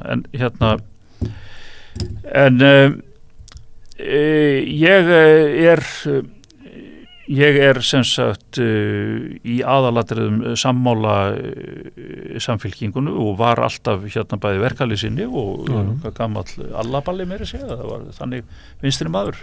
En heldur að Samfylkingin haldi, það er miklu uppstreymi? Já, sjáðu til sko, það má kannski ekki alveg stefna Kristrúnar, ef að forystan segir á einhverjum selvufundi sko, einhverjum helgum víum einsta kjarna sko, ekki ESB, ekki stjórnarskrána og hróplum ekki við kvótakerfinu mikið núna, við skulum bara einbeita okkur að heilbrigðiskerfinu og húsnæðiskerfinu. Það er bara þetta tvennt sem að skipti máli núna. Þetta getur vel verið að sé bara strategist sniðut. Svo skulum bara hugsa hitt setna. Hvort heldur að Samfylkingin sé að hækka út af Kristrúnu, út af þessari stefnubreytingu? Kantar á því það? Já, ég hugsa að það sé. Hvort? Ég geti vel trúið því, sko. Það sé stefnubreytingin? En þú mátt líka af því að þú ert klókur á tölur og smári að þú veist líka að það er vaxandi fylgi við aðild að ESB. Já. Með íslenska kjósenda. Sem er líka dularfullt að þegar að Samfylkingin tekur þetta mál af dagskrá, Viðreist hleypur og tekur það að þá eykst ekkert fylgi Viðreist að þó að megi merkja auki fylgi við NATO líka. Ég held bara að stóra breytingin sé svo að Samfylkingin er núna flokkur sem að ætlar sér og stefnir á að fara í ríkisstjórn. Og ég ætla bara að halda þið fram að Logi Einarsson sem formaður hafi í raun aldrei haft á því minnstu trú eða sérstakann áhuga. Jafnvel hann hafi metið það bara að hann var ekki með flokki höndunum sem að þyldi það og það er bara talsvert breyting. Það bara fjölgar þeim flokkum sem að stefna í rauninni að því að fara í ríkisstjórn.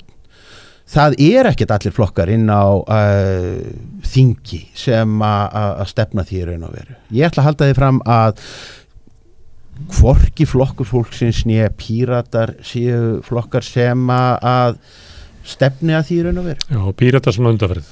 Þeir vilja... Það eru einstaklingar þar inni en það er ekki alveg genumsnitt þar.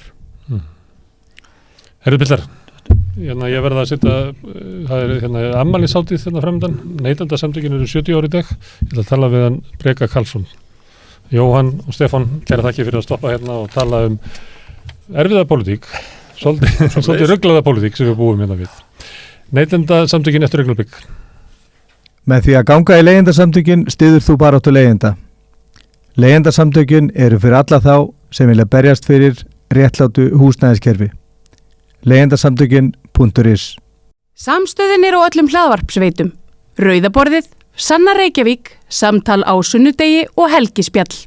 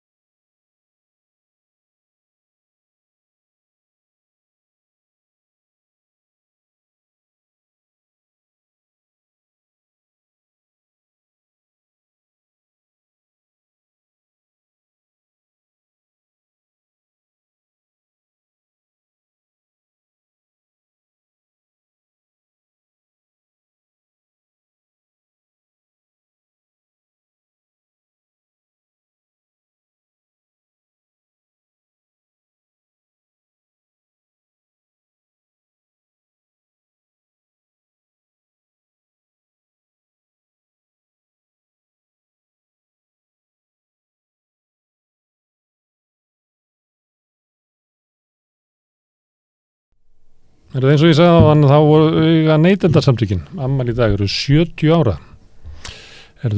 Breki til hamingju? Já, takk. Þú er nú ekki orðin 70? Þú ert ekki orðin 70? Nei, ekki ennþá. 70, það er hvað? 1953, 23. mars, það ár, þá var hóað saman í stóran hóp manna og kvenna í Tjarnar Café við Vonarstræti sem ennþá stendur, eða það hús, og þar var stoppfundur samtakana. Sveinn Áskilsson kjörinn formaður sem hann gegndi í 15 ár, en einnig fríður hópur fólks í stjórn. Og þetta átti nú sér góðan aðdraganda. Í október árið áður hafði Sveinn, sem var hagfræðingur og vinsæll þáttastjórnandi á RÚV, þá hélt hann 2 erindi, útvarpserindi, og það sem hann kallaði eftir samstöðu neytenda, að allir framleiðendur væru og verslunareigendur væru í félögum, en neytendur sem hugsanlega væru stærsti hópur væri dreifður og ósamstæður, og því þyrfti að breyta. Það var fyrirmyndir aðeins út allan heim? Nei, reyndar ekki, því að Neytendasamtökin í Íslandi eru líklega 3. eða 4. elstu samtök í heimi. Vissulega hafði hann verið í námið í Svíþjóð og í nágrannaríkinu Danmörku hefðu 2 árum áður verið stofnuð Neytendasamtök danskra húsmæðra. Og að öllu líkindum þá leit Sveinn til þeirra þegar hann stofna, eða svona hvatamaður á stofnun hér. Þannig að í þessu eru Íslendingar kannski ekki alveg frumkvöðlar, en svona með fremstu þjóðum. Þannig að menn þurftu að þreifa sig áfram án þess að hafa mikla fyrirmyndir. Já. Og hvernig gekk það? Það gekk bara vel.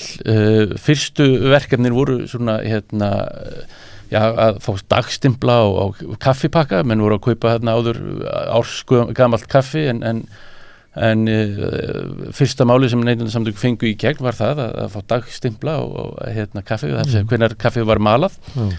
Og síðan var verkefni nummer 2 að samræma opnunartíma í Reykjavík, og það gerðu samtökin í samstarfi við Verslunarmannafélag Reykjavíkur. Og það má eiginlega segja að það samstarf hafi verið, við veit ekki hvort það hafi verið óslítið síðan þá, en við erum ennþá í mjög miklu og góðu samstarfi við launþegahreyfinguna. Hvað fer? Já. Hvað okkur skiptir samræmdir opnunartímar neytendamáli? Á þeim tíma þá var það til þess að húsmæður gætu nú farið og verslað, þetta var nú aðalega til þess að lengja opnunartíma verslana. og svona það væri samræmi í því að húsmæður væri ekki að fara yfir langan veg og koma kannski að luktum dyrum í verslunarleiðangurum sínum. Það var svona röksemdin. En þú segir verkræðishreyfingin, en þetta svona Neytendasamtökin svona borgarlegan uppruna. Já, svona kannski þau eru svona sjálfstæðismanna megin í lífinu lengi framan af. Svo þegar að vera að líða nær okkur í tíma þá eru Jón Magnússon og menn sem voru ábyrjandi þeim megin. Algjörlega, jú. Á svona tímabili allavega. Ég veit nú svo sem ekki hvora megin hann Sveinn var, en vissulega þetta svona, borgaraleg samtök, þetta svona, hinn hliðin á peningnum í hvað launþegarhreyfinguna varðar og þá baráttu alltaf því að þetta náttúrulega er samofið samt sem aður. En jú, Neytendasamtökin hafa alltaf verið barist fyrir einhverjum reglum en líka frelsi til að velja og versla og svona frjálsir í verslun í raun og veru. En það ekki verið tengd flokkspólitík? Það er ekki hægt að segja það, eða hvað? Það er ekki svona átök, þeir voru svona fundir eins og voru í Alþýðusambandinu? Jú, og það meina ég þekki það nú kannski ekki rosalega vel en Sveini hann var þannig í 15 ár og þá var hann eiginlega steypt af stóli og þá kom inn ungir róttæklingar og meðal annars Svavar Gestsson var þar fremstur í flokki og þeir stjórnuðu þarna í einhver ár áður en að svona þannig að jú, það hefur alltaf verið svona einhver átök í þessari neytendapólitík eins og í annari pólitík. En ekki undanfarið? Með ekki undanfarið, allavega ekki undanfarin ár, nei. En síðan Neytendasamtök erlendis urðu sterk og kannski þeir að vera að líða á að þá hefur verið að sækja fyrirmyndir af hvernig á að byggja upp svona samtök og hver baráttumálin er. Jú, en það má eiginlega segja að neytendapólitík alþjóðlega hafa orðið til þegar að John F. Kennedy heldur ræðu sína 64, 11 árum eftir að Neytendasamtök hér voru stofnuð. Það sem hann lýsir yfir því að neytendur hefðu sinn rétt og þeir þyrftu að taka tillit til réttin til þess að fá þörfum sínum mætt, réttin til öryggis, réttin til að fá kvarta og réttin til að fá áheyrn og síðan taka Sameinuðu þjóðirnar þetta upp og bæta við öðrum 4 grunnréttindum og síðan höfum við í svona seinni tíð og sérlega hér á Íslandi höfum við starfað náið með norrænu neytendasamtökunum og kannski aðalega dönsku því þeir eru svona líkust okkar að gerð og lögun en frjálsfélagasamtök sem sumstaðar eru ríkistyrki til að halda þeim, ég held að vera þannig í Nóri eða ekki? Jú, í norsku neytendasamtökin voru eiginlega búin til af ríkinu bara að því að það vantaði neytendasamtökin? Já, það er eiginlega þannig og þar eru og þá eru þau bara á fjárlögum og 100% af þeirra tekjum eru bara að koma fjárlögum og það er svona hálf sérkennilegt eða þykir okkur því að þar er neytendastofa og neytendasamtökin í raun og veru sama batterið sem hefur með ýmsa kosti en líka ýmsa kalla í för með sér en þau eru til dæmis mjög sterk og hafa farið í málaferli við Google og unnið þau og Grindr og fleiri svona stórfyrirtæki og eru í málaferli núna við Facebook sem við geta gert í krafti stærðar sínar. Þetta sýnir líka náttúrulega að normenn hafi átt að segja á því að samfélag verður af neytendasamtökum. Þannig að því að það var svo óheppilegt að þau urðu ekki til meðan það var möguleiki á að búa til svona stór samtök sem kannski má segja að sé erfiðara þegar ekki við næra okkur tíma að því að það verður ekki til að þá bara búum við þetta til því að þau verðum að þetta. En dönsku samtökin er svipuð okkur að gerða lögun þó að við náttúrulega státum að því að vera langstæstu neytendasamtök í heimi með höfðatölu að 44 hver Íslendingur er félag í neytendasamtökunum þó auðvitað viljum við hafa þau mun stærri en 100. hver Dani sem eru næststæstu neytendasamtökun 100. hver Dani er félagi í dönsku samtökunum. Og hvað er það hér? Það er 44 hver Íslendingur þannig að við erum með við höfðatölu en á móti kemur þá eru við einu neytendasamtökin á Norðurlöndum sem ekki njótum beinna ríkistyrkja við en dönsku neytendasamtökin eru á fjárlögum og eru líka svo með félagsgjöld. Við erum svona það byrja 60% okkar tekjum koma frá félagsgjöldum beint sko, en það ekki náttúrulega 25% hjá dönum. Já, svo er það með þjónustu samninga þegar við að sinna þjónustu sem allt annað heldur en að vera á fjárlögum. Já, og það náttúrulega, þar er náttúrulega þjónusta sem við veitum sem ríkið verður að veita og bara samkvæmt alþjóðlegu skildum sínum og við erum að veita það. Þetta mikilvægt bara hlutu af lýðræðslegu samfélagi að fjöldin, þar sem að hver hefur kannski oflitla hagsmuni til þess að reka sitt mál sjálfur. Algjörlega. Og það er of dýrt fyrir þann eða eins og í mörgu tilfellum að þá eru þeir sem að skaffa vöru að þjónustu að klípa eitthvað aukalega af öllum pínulítið sko, þannig að það er ekki nægt til þess að einhver eitt rísu upp að hafa þetta fyrirbrigði, alveg eins og verkefnishreyfingin þarf að vera skipuð til þess að hafa síðaðan vinnumarkað, þá þarf að vera sterk neytendasamtök til að hafa síðaðan bara vöru og þjónustu. Algjörlega og þetta er náttúrulega ég meina, sá sem ekki nýtur þessara nýtur þessa aðhalds, hann náttúrulega maður þekkir það bara sjálfum sér, maður verður latur ef enginn sparkar í mann og segir mann að fara út að skokka.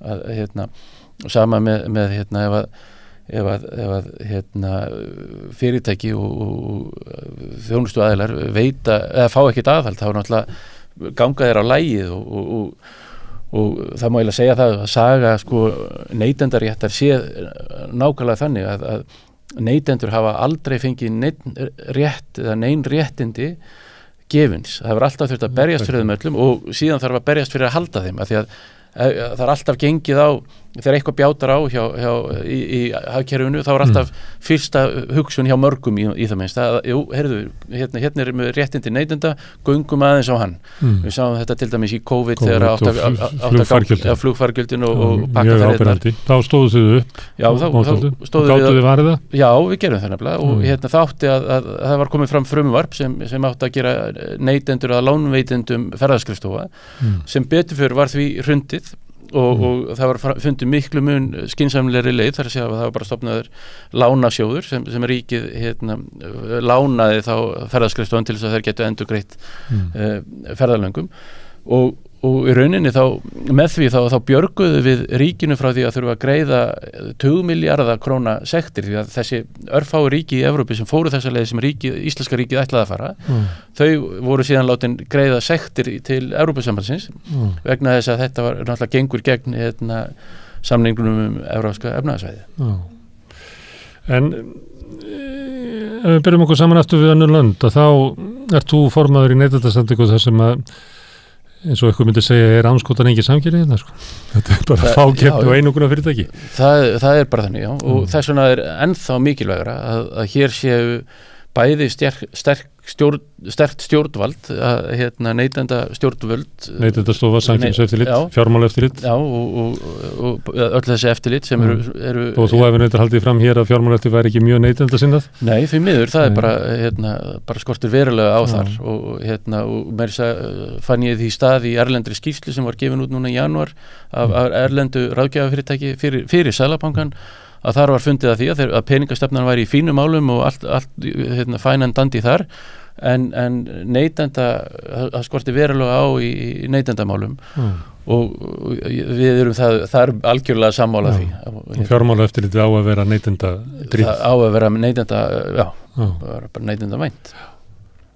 Þannig að en munurinn myndum að halda svona hvernig að ef það er samkeppni að þá er það svona þá gengur út á örvana en það er ekki samkeppni þetta Nei og við tökum aftur þetta dæmi sko með samkeppnina að lægsta bensínverðið í dag á landinu er á Akureyri af því að Atlantshól er nýkomin þar inn á þann markað og þar ríkir núna mikil samkeppni bensínmarkaðin og þau eru að bara finna allt í einu finna fyrirtækin tækifæri til þess að lækka verð hjá sér sem er gott og vel og gengur í okkur tíma með við reynsluna og svo bara fellur til ljúa löð og Atlasóli er komið með sín 15% markanum og ætla bara að lifa af því. Já, en við vonum að það svo samkeppni haldi áfram til þess að halda verðinu áfram lágu þetta jafnvægi sagan sýnir og kennir okkur það stundum verður til eitthvað ógnarjafnvægi sem síðan verður til þess að fyrirtækin verða löt, en þá verður við að sýna aðhald og sparka fólki áfram. En það er erfitt að finna það eins og til dæmis, við tókum bara dagvörumarkaðina, meinta samkynni milli krónunar og bónus, að eiginlega vita allir að þetta er eiginlega samkomulag að bónus bara heldur sér 1 krónu undir. Þannig það er erfitt að því að ég býst við að svona hugmyndin á bakvið sko neytendasamtökin við okkar er svona örva samkeppnina og það sé neytendur góðs, en þegar það er alveg saman góð örvar sko krónun og bónus þegar það fær ekki til samkeppni. Jú, við getum náttúrulega líka, og við getum alveg ég finna þetta er bara sama vandamál og með sem læknar eru með, og þú mættu nota sömu rök, skilur að þýðir ekkert að lækna fólk, að því fólk veikist bara einhverju öðrum sjúkdómum. Jú, auðvitað verðum við alltaf að halda áfram og berjast áfram, og eins og ég segi sko, það hefur verið barist fyrir hverjum einasta réttindi, og við verðum að halda áfram að gera það, því að annars er bara gengið á lagið. En sko, ég held að það hefur oft verið haldið fram að íslensku neytendur séu lélegir, en ég held að vandamáli séu með þetta, það sé fákeppni og eina leiðin til þess að berjast við það er, fyrir utan það kannski að við þurfum að bæta við 1 milljón Íslendingum og til þess að opna fyrir samkeppni, þannig að sé svona stærri markaði fyrir fleiri fyrirtæki. En kollega mínir í Noregi til dæmis, því ég var á fundi með þeim fyrir 2 vikum síðan, að þeir eru líka kvarta undan það er skortur og samkeppni hjá sér, og þar eru líka stór 4-5 fyrirtæki sem eru með 80% af markaðinum. Því miður er þetta bara enginn á okkur tímum, það eru bankarnir hafa drifið áfram það sem fyrirtæki sem hafa bara keypt upp. Og þess vegna er eina af leiðunum fyrir okkur er að reyna að opna þá markaði og líka að þrýsta á alla aðra aðila. Við erum með stærstu eigendurnar af bónus og krónunni, af því að þú nefndi þau 2 fyrirtæki, eru lífeyrissjóðirnir og sem við höfum aðgang að í gegnum lífeyriskerfið okkar, lífeyrissjóðun okkar, gegnum launþegarhreyfinguna og ættum að hafa. Og ég er nú þegar hef skorað á, neytendasamtökin hafa skorað á stjórnir lífeyrissjóðanna að hætta að skila auðu í stefnum varða arðsemi, stefnum varða launastefnu, af því að leið ef að lífeyrissjóðarnir, og það er nú ég hefur leiðréttur því að það er víst einn lífeyrissjóður sem hefur haldið því mjög á lofti að eigin sögnar allavega að vilja setja svona stefnur, en ekki hefur verið svona að slegin tilbaka af hinum, en við verðum að krefja stjórnir lífeyrissjóða að setja stefnur í þeim fyrirtækjum sem þeir fjárfesta, því ef þeir setja sér ekki stefnur, þá er sú stefna sem er til staðar stefnan lífeyrissjóðana. Og þá er það bara rauninni ákvörðun þessara örfáu eigenda sem eiga kannski litla hlutdeild. Dæmi að menn sem eiga fyrirtæki sem eiga kannski bara 6% fyrirtæki raunverulega stjórna ferðinni. Og það er náttúrulega og lífeyrissjóður náttúrulega eru í þessu yfir langan tíma. Þetta er ekki einhverjir fjárfestar sem koma inn og fara út daginn eftir, þannig að þeim er í lófa lagið að setja sér langtíma stefnu, setja sér markmið í hvað var það launastefnu stjórnenda. Ég hef bent á til dæmis að Whole Foods í Bandaríkjunum, því mikla frjálshyggju ríki, að Whole Foods er með þá stefnu að launabil megi aldrei vera meira heldur en 10-falt. Þannig að forstjórinn er með 10 sinnum hærri laun heldur en lágmarkslaunin eru og það er nú alveg mjög gott bil sko, en það er það allan að stefna. Þetta verða nóg fyrir forstjóran að það verða 10-falt ráfið. Já, nákvæmlega. Það hefur líka verið sagt það við lífeyrissjóðin að lífeyrissjóðinir eru svo miklu fjárfestar í íslensku samfélagi að þeirra fjárfestingarstefna ættir að ganga út og það að Íslands samfélag yrði sem heilbrigðast og öflugast. Þannig að það sé að halda niðri vöruverði, að tryggja að gott aðgengið á ódýru og öruggu húsnæði, það eiginlega langtíma góð fjárfestingarstefna fyrir lífeyrissjóðina almennt, því að þeir eru búin að leggja svo mikið undir í íslensku samfélagi. Því heilbrigðast sem samfélag því betri fjárfestingi. Algjörlega. Herðu, þú sagðir áðan að íslenski neytendur væru lélegir. Nei, ég sagði að það væri mýta. Ég ætla að spyrja þeim hana. Þetta er ekki satt, segirðu? Nei, rannsókn sem var gerð af Evrópusambandi gerði rannsókn fyrir 3 árum síðan og það sem var rannsakar allir neytendur í Evrópu og þeir íslensku komu bara næst best út af neytendum í Evrópu. Og í hverju eru þau góð? Við þekkjum réttindi okkar, vitum hvert á að leita ef að brotið á réttindum okkar og traust til, ég er nú bara að því svo stoltur af því, traust til neytenda samtakana er langhæst á Íslandi. Við erum njótum 80% eða traust 80% þáttakanda í þessari könnun. Til hamingju með það erum fáið sem geta státt að þessu. Við erum bara rosalega stolt af því og reynum að standa undir því trausti. Það er ekki að vera að spyrja félagana, það er að spyrja alla neytendur. Þetta er bara alla neytendur og menn og flestir geta leita til neytendasamtakana ef að eitthvað bjátað á sem er líka mikið trausti yfirlýsing. Þannig að það er þessi mýta að íslenski neytendur séu lélegir sem var debunkuð þarna að hún er ekki sann. En eins og þú segir, þá erum við það er tvennt sem vinnur gegn okkur, það er fákeppnin og svo þetta rússíbana hagkerfi sem við höfum lifað við, verðbólgan sem ríkur upp og niður. Eitthvað við því miður þekkjum allt og vel til þessara verðbólgu sem við erum með nú þegar. Verðbólgan sljókar verðskinn. Já, og bara algjörlega og fyrirtæki ganga á lagi með það. Og það tekur því ekki að muna hvað mjólkulíturinn kostar það því það mun breytast á morgun. Nei, menn það segja Íslendingar, þú eru öll að hýrta að þessi póki kostaði 8.000 skall, en núna kostar hann 9.200, það er melt í pókum, það er ekki verið að greina. Nei, það er heldur ekki hægt, því að við sjáum það líka að sumar matvörur hafa verið að hækka 5% en aðrar verið að hækka 20% og það er svo erfitt og það er það sem er náttúrulega svo slæmt við þetta við háa viðvarandi verðbólgu er að hún færir raun að veru auðæfi til í hagkerfinu á tilviljunarkenndan hátt og allavega ósangjarnan hátt. Mjög lúmskan hátt. Já. Og við sjáum það til dæmis að mjólkurvörur hafa verið að hækka núna 17%, kjötvörur hafa verið að hækka 20% en á meðan innfluttar vörur hafa verið að hækka að meðaltali 10%. Hugmyndir að Íslendingar náttúrulega með mjög skrýtna sjálfsmynd, þeir eru bæði geta að springa monti, en svo er alltaf í þessu einhver tilfinningum að við látum allt yfir okkur ganga, þannig að ég hugsa þetta sé verðbólgan annars vegar og svo þessi lífseiga hugmyndum að við séum séu auðvelt að kúa okkur.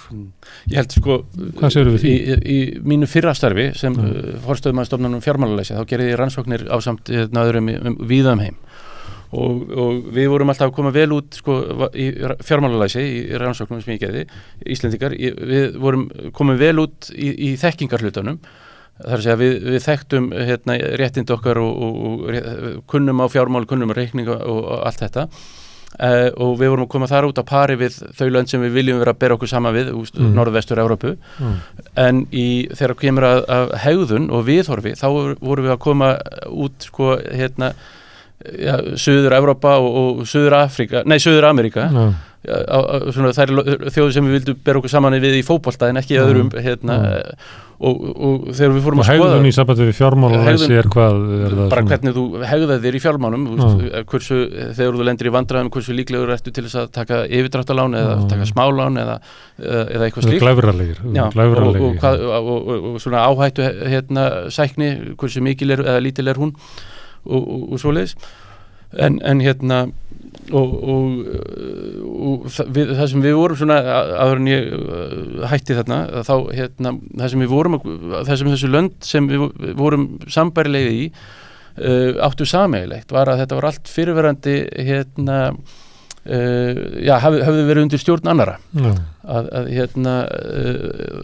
og það kannski það að sko stóru ákvarðanirnar hér á Íslandi voru alltaf teknar í Kaupmannahöfn og kannski erum við svolítið þar ennþá að þú veist, ef það er eitthvað íslenskt motto þá það þetta reddast en það þessi fjarlæði frá stjórnvöldum og svona, við vorum að tala um stjórnmálina og að sumuleyti þá eitt af einkennum íslenska stjórnmála hversu við höfum helmingi minni traust á Alþingi heldur en Norðurlandaþjóðirnar og það miklu ríkari hugmyndum að Ísland sé spillt með almennings á Íslandi heldur en Norðurlöndunum, við erum bara halva leiðina til Rússlands þar sko.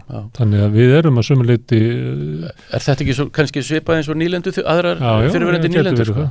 og ef þau vorum að tala um motto sko, motto Íslands er þetta reddast að það eiginlega þýðir að það nákvæmlega sama á mottoið í Mexíkó að því ég bjóð þar í fyrir margt löngu sem er mañana þú veist, það er á morgun þú veist, það er erfitt að gera plön og það er bara basically það sama Já, en eins og hafa Íslandingar líka þessa hugmyndu í sambandi við kjósendur að þeir standist illa en ég held að það standist ekki íslenski kjósendur hafa held ég varpað af sér, ekki bara 3 ríkisstjórnir frá hruni það eru þú veist margir ráðherrar sem hafa sagt af sér og þannig að það er annars svona hugmyndi sem við höfum svo passa hann ekki og talandi neytendur ég mannstu þegar brúneggja-málið var í sjónvarpinu ég held að þátturinn var ekki búinn þegar allar verslanir voru búin að lýsa yfir að vera hættir að selja brúnegg af ótta við neytendur þannig að ég held að þetta hafi verið eiginlega sett heimsmet í sko viðbrögðum almennings, það bara kom í ljós bara reiðibilgi út af þessu og kaupmennirnir brugðust við og voru bara brúnegg voru horfin áður að þáttur var búinn algjörlega og við einmitt að því að nú að fólk leitar í miklu mæli til okkar þegar það lendir í svona vandræðum hjá fyrirtækjum og ég get fullyrt það að svona 97-99% fyrirtækja vilja gera vel og þegar neytendasamtökin hafa samband við þau og segja, heyrðu það er eitthvað að þá eru þau í langflestum tilvikum tilbúin að laga málin og neytendur hafa tækið sem eru neytendasamtökin og neytendur eru að nota og nýta sér þau tæki og við erum við sinnum svona 8.000 málum á ári og og neytendur eru mjög duglegir og við erum mjög þakklátt fyrir það. Breki, gaman að fá þig og til hamingju með 70 árin og ég held að verði allir varið við það að neytendasamtökin núna ganga í gegnum einn af sínum blómatímum. Þakka fyrir það. En við ætlum að snúa okkur frá neytendamálum yfir við ætlum að fjalla um húsnæðismarkaðinu, við ætlum að fjalla um húsmæður og við ætlum að heyra eina sjúkrasögu sem kemur hérna næst. Með því að ganga í leigjendasamtökin styður þú baráttu leigjenda. Leigjendasamtökin eru fyrir alla þá sem vilja berjast fyrir réttlátu húsnæðiskerfi. Leigjendasamtökin.is Samstöðin á öllum hlaðvarpsveitum. Rauðaborðið, Sanna Reykjavík, Samtal á sunnudegi og Helgispjall.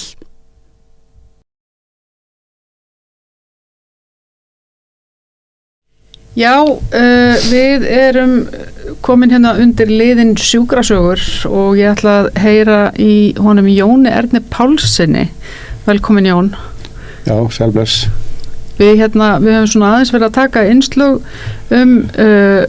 fólk sem hefur lent í veikindum og svona verið að skoða hvernig fólki reiðir af og hvernig kerfi grípur fólk og hvernig bara, hvernig eins og í þínu tilfelli ertu nú komin að alls konar niðurstöðum út frá þínum veikindum. En segðu mér aðeins frá sjálfum þér fyrst, hver er Jónar Pálsson?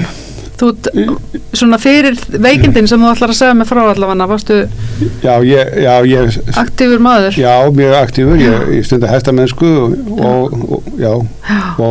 fjallgöngu og ég játna mína hesta og stunda mikið líka sagt, harfið því þó er mikið líka gott að borða, svo það kannski hafa mér svolítið líka, en og ég hef búið út á landi allt mitt líf og síðustu 20 árin á Tálknafirði og ég er núna reyndar að flytja mig sett og og ég þetta er nú orðin 5 ár síðan ég lendi í þessu veikindum og eftir þá fór ég að kynna mér bakgrunn svona fyrir já, fyrir þessum liðskipti aðgjörum sem ég þurfti að fara í eða var látin fara í, vil ég menna og hérna að ósekju og það er það sem ég hef að segja hér sko. Þú varst búin að áður en að þetta gerist, þá varstu búin að fara í gegnum einhver veikinda mjöðum eða ekki, það þurfti að skipta mjöðum eða? Já, skipta mjöðum og það gekk bara vel, mjög vel. Það var sko 2 árum áður og svo lendi ég, það 2015 og svo hérna, svo í mars 2017 það fyrir ég í liðþófa aðgerð eftir að ég slasa mig á tæki í líka sagt held ég, þessar fótatæki og hérna, ég finn fyrir þá og eftir þá, þann dag þá ég fann haltraðins og það er í desember. Er þetta eitthvað sambarilegt við þegar að til dæmis mjöðminn þín fóru eða? Nei, þetta er allt öðru? Já, það er sko, það er bara ættarsagan sko, mjöðminn sko, það er bara slit í mjöðmalið. Slit sem að bara það er sjúkdómur má segja sko. En þannig er þetta meira slís sem að hérna verður og hérna. Og þú fer til læknis? Já, ég fer til læknis á Patreksfirði og ég fæ tíma hjá sérfræðingi í Orkuhúsinu og fer þangað í janúar og hérna fer síðan í svona segulóm held ég að heitir, frekar en sneiðmyndatæki heitir sneiðmynd, og þar er fundin einhver lítil rifa upp í liðþófan og hérna ekki flipi, þetta er bara lítið og hérna og hérna eftir að ég hitti læknirinn í tvígang og eftir hann hérna sér hérna þessa mynd 20. janúar þá hérna segir hann að það sé ekkert mál að fara bara í aðgerð og rétti með pjesa það hvernig svona aðgerð svona, hann bara A3 blað mjög eða A5 sem minnir A4 allavega það er mjög lítið blað A5 er næsta starf fyrir neðan A4 helmingun A4 já, A5 og hérna það er ekki minnst á fylgikvilla eða neitt og hérna ég fæ síðan tíma hjá honum í mars og í millitíðinni þá hérna batnum mig bara mjög hratt og ég hann verkjalaus bara svona eftir miðjan febrúar og hérna fyrir og svo hérna sendi hann á tölvupóst lækninum og hérna segja hann að hérna hvort það sé ekki ástætt til að rannsaka þetta eitthvað betur og hérna ég er búin að geta ykkur heilsubótarefni svona stundasjósund daglega má segja sko alla veturinn og einmitt það nú eitt minnst ekki á og hérna og mína eigin möllusæðingar sem maður ekki hlægjað en hérna og hérna en það sem að hérna hann svarar ekki þessu pósti og hérna ég fyrir það bara söður þegar ég á tíman og ég ræði við hann þetta það að ég sé verkjalaus og þá segir hann mér það að svona verkið komi fari og ég verði líklega komin í biðröðuna hjá hann aftur eftir fáar vikur ef ég hætti við aðgerðina þarna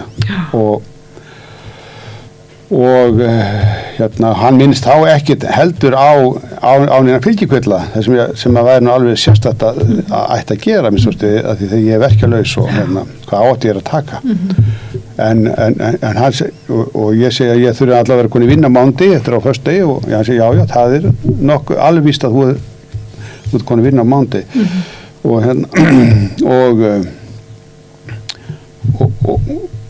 og hérna síðan ég láti hann kvitta upp á þetta þegar ég komin reyndar í deyfingu eða svæfingu hálfpartin eða með búin að fá okkur töflur og þá ég láti kvitta upp á blað sem ég gæti aldrei lesið en hérna en ég er alveg klár því að hérna hann gæti ekki hætt við aðgerðina því að þá hefði komið gat í aðgerðina þetta var seint að hætta við aðgerðina þetta er bara seint þetta var ekki læknisfræðilega forsendur heldur bara fjárhagslega forsendur en við getum rætt það kannski betur síðar en hérna en svo vill nú hérna illa til að hérna á sunnudeginum hérna 2 dögum eftir aðgerða þá þá vakna ég bara upp snemma morguninn og alveg viðþorslaus af verkjum og ég reyna þegar komin fótfæri tími þá sendi ég honum hringi hann og sendi hann SMS og ég fæ engi viðbröð en hann hringi svo í mig eftir hádegi og tjá mig það ekki síma að þetta sé þá líklega bara blæðing sem og ráðlegum mig bara að kaupa teipindi og vefja nýð og skrifar upp á verkjalyf og ég vil endilega hitta hann fer fram á það endilega hitta hann svona fer undan með það en samþykir þó að ég megi koma eftir hádegi í orkuhúsið á mánudeginum og hann hlýtur þá að finna lausa tíma því hann var náttúrulega bókar allan daginn og ég kem þarna og býð talsverðan tíma, hátti aðra klukkstund og hann skoðaði mig þá og staðfesti mér þá skoðun að sem tók ekki langa tíma og ég satt bara í stól og að þetta væri líklega blóðtappi. Nei, blæðing og segir mér bara að ég megi bara fara heim á Tálknafjörð og ég bara vefja þetta og læti mig hafa sterk verkjalyf þessi Oxycontin heitir það, ég gleymi stundum og ég vil bara taka þetta þörfum og svo ég búin að vera heima í sólarhringa þá bara næ ég ekki að sofa þar þó ég tæki þessar töflur og þessar töflur eru sko anskotanum sterkari þetta á Oxycontin þetta bara eins og Smarties má segja, ég mani ég hafði enga hömlur á mér með það sko og hann varaði mig ekkert við því að ég mætti bara taka þetta þörfum en ég sendur mynd af fætinum þegar ég heima fyrir vestan og hann byrði mig þá að koma söður í rannsókn á blóðtappa og ég fer í rannsókn með það í orkuhúsinu og það finnst engi blóðtappi og hann hringir í mig það niðurstöðan líka fyrir sko, hann hafði ekki tíma til að hitta mig neitt eða skoða mig neitt frekar, læknir sem tók þessa rannsókn, hann var röntgenlæknir og hafði enga skoðun á því hvað var að mér sko eða velti sig ekkert fyrir, hann skoðaði bara þetta var held í segul ómunni eða hvernig þið finna nú blóðtappa kann það nú ekki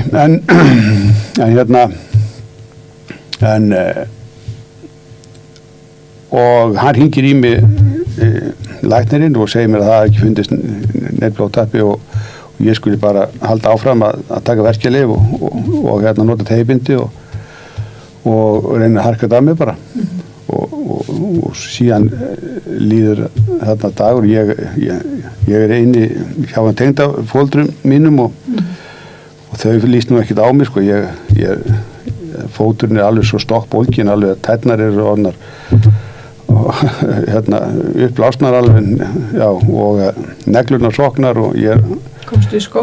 Nei, ég var bara í ullasokk sko, ég fór í flugi sko þetta er litla flugvél sem fluga vestur og ég veit ekki hvernig ég komst inn og út úr vélinni sko, þegar ég fór vestur þetta er mjög undarlegt allt saman en allavega þá og síðan bara fer ég på térsadeild þegar voru liðnir það var á 8. degi eftir aðgerð að þá fer ég på térsadeild inn á Borgarspítala og það er ekki að bíða þessi betur fyrir lengi og það tekur bara sko eina við mínútu fyrir læknir að sjá að þetta er sýking ég er alveg sjóð heitur á löppinni og þetta er bara dæmikið litafarið þannig og það er svo sérstætt að þegar hann skoðaði mig fyrst hann Páll svo ekki taka hérna blóðpröfu sko þegar hann skoðaði mig hann á mánudeginum ég fyrir inn hann seint á föstudegi og þannig að ég er síðan á sjúkrahúsi 7 vikur 7 vikur eftir þetta og nú er það þannig að af hverju varstu svona lengi?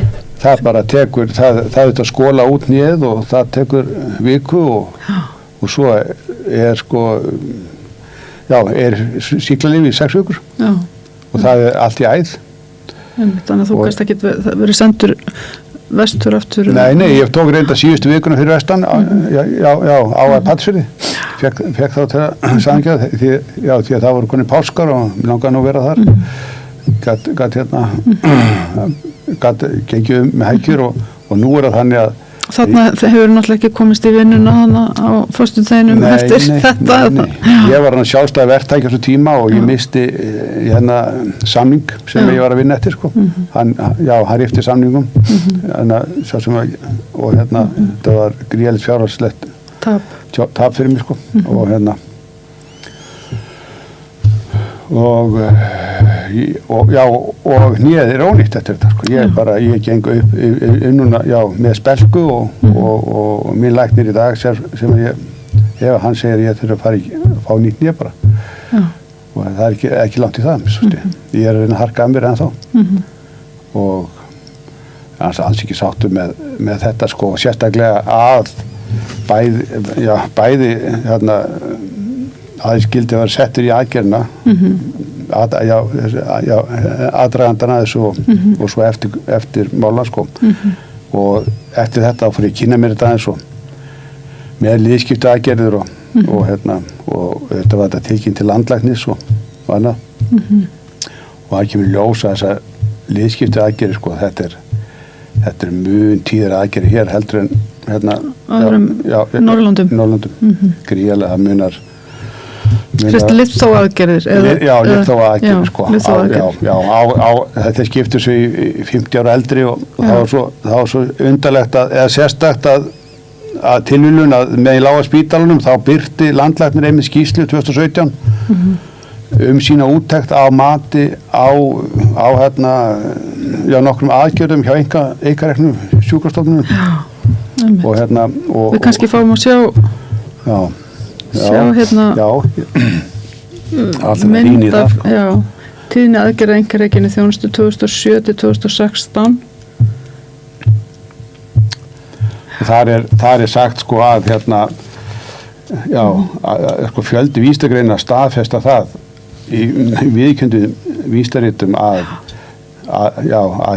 liðskipta aðgerðir á einstaklingum sem er eldri en 50 ára fá kannski töflu upp í besta falli árangurslausar og flýti jafnvel fyrir þörf fyrir liðskipta aðgerðum kannski önnur tabla sem við kannski fáum upp þetta er sem þú ert að lesa úr þarna upp, efst upp, og þetta er byggt á sko og síðan berðið saman tína aðgerða hér og í Skandinavíu og þetta er almennt það er svolítið breytilegt milli milli Norrlanda til dæmis Norðmenn hættu að greiða niður þessar liðspeklanir, bara greið með þeim og þeim fækkaði stórkostlega í Noregi sko við það, bara það sko og við erum með 600 aðgerðir á 100.000 íbúa en það er í Svíþjóð er þetta 200 aðgerðir Nú er vitað, ég meina það er vitað að það eru aflækningar í gangi á Íslandi og það er kannski, ef við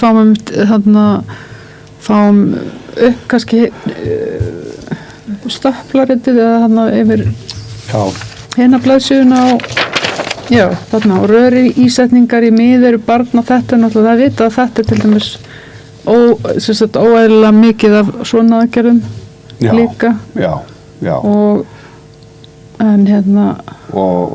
þetta virðist vera gott að það er ekki hálskirtla aðgerðir líka og það eru hinnar og þessar svona smá aðgerðir þessar skýrslu mitt er nokkra aðgerðir þennan fyrir sko og þetta er náttúrulega og eins og þessi speglunar aðgerð sko þú ert ekki fyrsti maðurinn sem ég hitti sem að sko lendir í því að slíta liðþóa og endar á því að þurfa að fá nýtt nýja af því að aðgerðin í rauninni af því að það kemur upp sýking það þarf að skóla út úr nýjanu það er endalaust vesen og það enda með því að nýð verður slitið og það þarf sennilega bara nýtt nýja ég er búin að einmitt búin að kosta til lögfræðingum lögfræðikostnað til að meta þetta hvort að þetta hafi ekki verið mistök í færi aðgerðina hún hafi gera fjárhagslegum forsendum en ekki læknisfræðilegum forsendum og hvort að svona aðgerð hefði ekki verið vísað frá í Skandinavíu þegar þetta bara svona lítið frávik í og hann setjum í aðgerð bara mjög fljótt eftir veikindi eftir slysið staðan fyrir að bíða eða eitthvað þannig að jafnvel og að þá en landlæknir ég tel að ef að mitt dæmi er ekki skólabókardæmi þetta að þetta sé ólækningar þá er ekkert dæmi það því að meiri sé að þessi tíðni sem að ég er að vísa í oflækningar á Íslandi þær fara fram eftir að landlæknir sendi dreifibréf 2009 á einkarekna stofnanir þar sem að hann einmitt sér þessa aukna tíðni hér á Íslandi og búin að vera í hver langa tíma og biður lækna virkilega að grundvalla sína þjónustu á læknisfræðilegum forsendum og hvað það þýðir það er bara það er ekki að segja meira en það þetta er bara þetta er alveg lýgilegt hvað að þeir skuli ekki vera bara með opna heimildir á fjölda aðgerða og það er ekki mikið En þú sér fram á eftir þetta í rauninni að þú allavega eins og staðan er í dag að þá ertu ekki farið að labba á fjöll eða eitthvað svoleiðis? Nei, ég get ekki verið á hestbaki og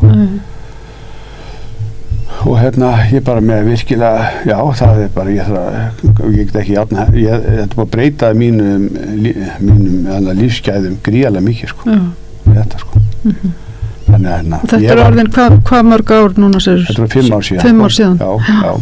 Já, ég var komin á hestbak eftir meðmækjana bara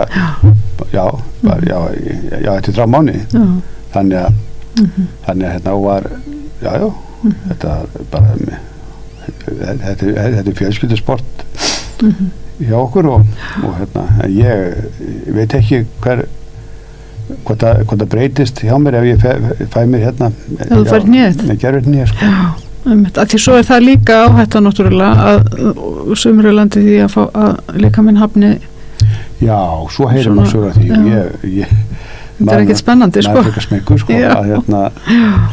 að fara inn á svona stofnanir en oft þegar að komið er út í svona óöfni þá er það oft bara eina leiðin samt Já, það er það það er alveg gott að bara leggjast í kör eða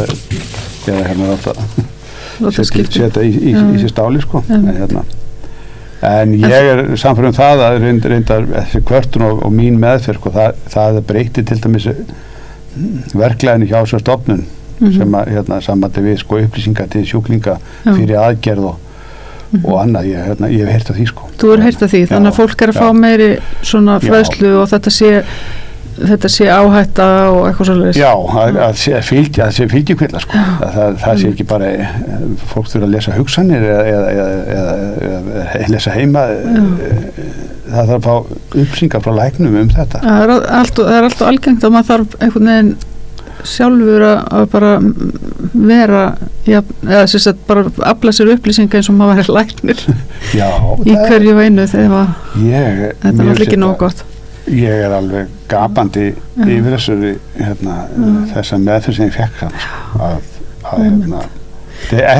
eftir að ég kynnti mér þetta ég er virkilega ósátt við þetta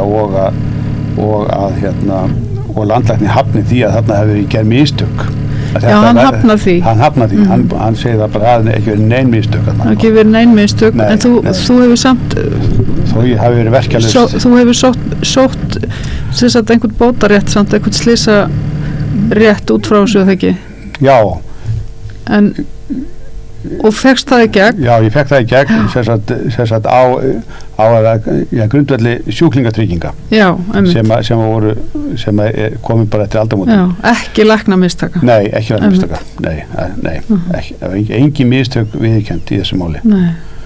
Ekki landlæknir þó hann hafi skrifað þessa greiningu á tíðni aðgerða, þá er ég ekki dæmi þarna að sé neitt oflækning í gangi. Þetta er náttúrulega bara gengur ekki alveg upp þetta dæmi. Nei, það er bara sko, ég gæti farið enga mál með þetta, en það er hætt að sko að þeir kalla til það eru margir sérfræðingar búin að fjalla mitt mál og þeir eru allir, og það er allt svona innlendi sérfræðingar. Já. Og þeir taka lista upp alveg mistakarsöguna hjá mér, en svo í lokinni bara í síðustu setningun þá segir að í ljós að framarsögðu er samt ekki hægt að fullir að mistök hafa verið að ræða. Nei. Og þannig að maður þegar eiginlega fara með ellendis og þýða öll gögn og vita hvort að sérfræðingar í Skandinavíu myndu fá sömu niðurstöður. Já, einmitt. Líka að því sko, og þetta með mistök sko, að því það er eitt sem að kannski vanræksla og mistök, sko þetta vanræksla hlýtur að flokkast undir læknamistök. Líka, eða hvað? Já. Þannig að þegar læknirinn til dæmis getur ekki hitt þig, sko, hann getur ekki skoðað þig. Nei. Ég meina það er náttúrulega bara ákveðin vanræksla. Já, það er engin eftirmeðferð. Samt stendur í leiðbeiningarblaðinu sem ég fæ frá lækninum og þess vegna sæki ég ekki annað strax, en þess að hann stendur bara þar að eftir aðgerðina þá skulle ég hafa samband við læknin. Alla eftirmeðferð við aðgerðina. Og ég er náttúrulega hlýðinn sem maður uppalinn bara. Já. Og fer ekki til annar lækna. Nei, einmitt. Og fyrir henni öll sundur lokkuð. Já, einmitt. Og ég fæði þessa meðferð, sko. Og það er engin, og það skul ekki vera göngudeild við þessar einkastofnanir. Já, einmitt. Og getur áfyrir því, sko. Þeir eru bara svo full bókaði, sko. Þeir eru að taka bara, þetta er bara færibandavinna. Þetta er færibandavinna, einmitt. Þeir hafa ekki nokkuð tíma til að hitta sjúklinga.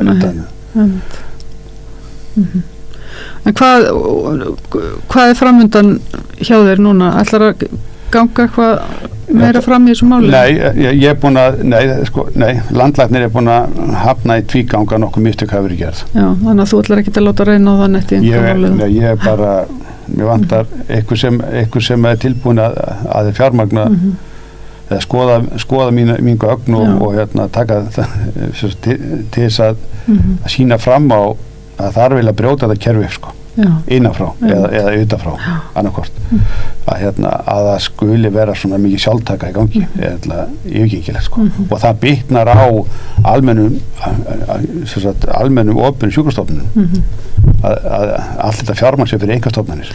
Nú voru þau náttúrulega bjóð út þarna alveg daginn allar aðgerðirnar en þá víðar. Já. Það er misvætti, manni svíður það, sko, þegar sjúkrahúsin okkar og fá ekki næga peninga, en svo eru bara einkastofnanir með hendina og nammi krúsinni, sko. Og þetta er einhvern veginn svona, það er vitað af þessu vandamáli, það er ekki næga eftirfylgni, það er vanræksla. En einhvern veginn, bæði þessa, að mennir með færibandavinnu, það er bara oflækningar, þetta er allt hittað. Já, þetta er bara tekjulind og sjúklingar er tekjulind og svo bara þegar mistöki verða, þá er þeir vísað í burtu og þeir bara vera að leita í óbera stofnanir.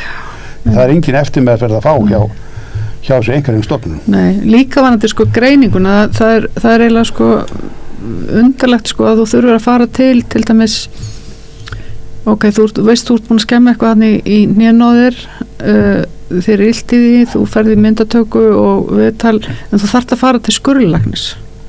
skilurðu. Þú þarft að leita til skurðlæknis í staðin fyrir að það væri eitthvað teymi þar sem að væri til dæmis sjúkraþjálfari, skurðlæknir og skilurðu bæklunarsérfræðingur eða eitthvað sem að myndu skoða þitt mál og skoða þína myndir og ráðleggja þér út frá því, þannig að það sé ekki einn sem að hefur hagsmuni af því að skera þig upp.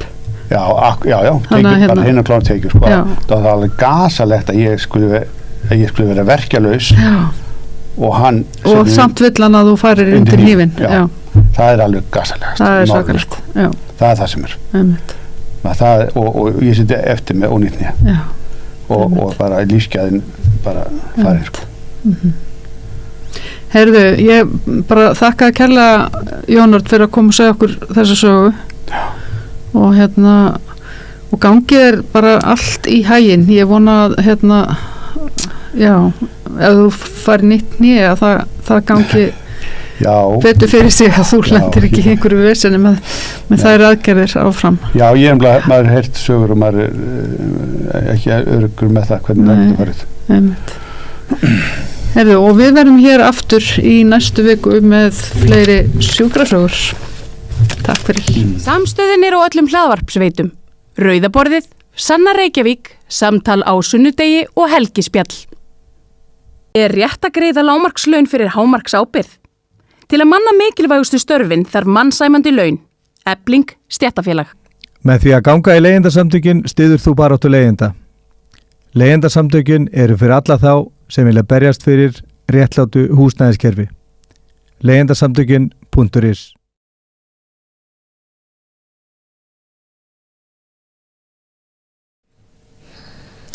Já, hún sest hérna hjá mér, hún Ásgerður Magnúsdóttir, sagnfræðingur sem að flutti fyrirlestur í Málstofu félags- og hagsögu í Háskólans í vikunni sem hún nefndi hvers virði eru húsmæður, heimilistörf kvenna og þjóðhagsreikningar. Vertu velkomin, Ásgerður. Takk.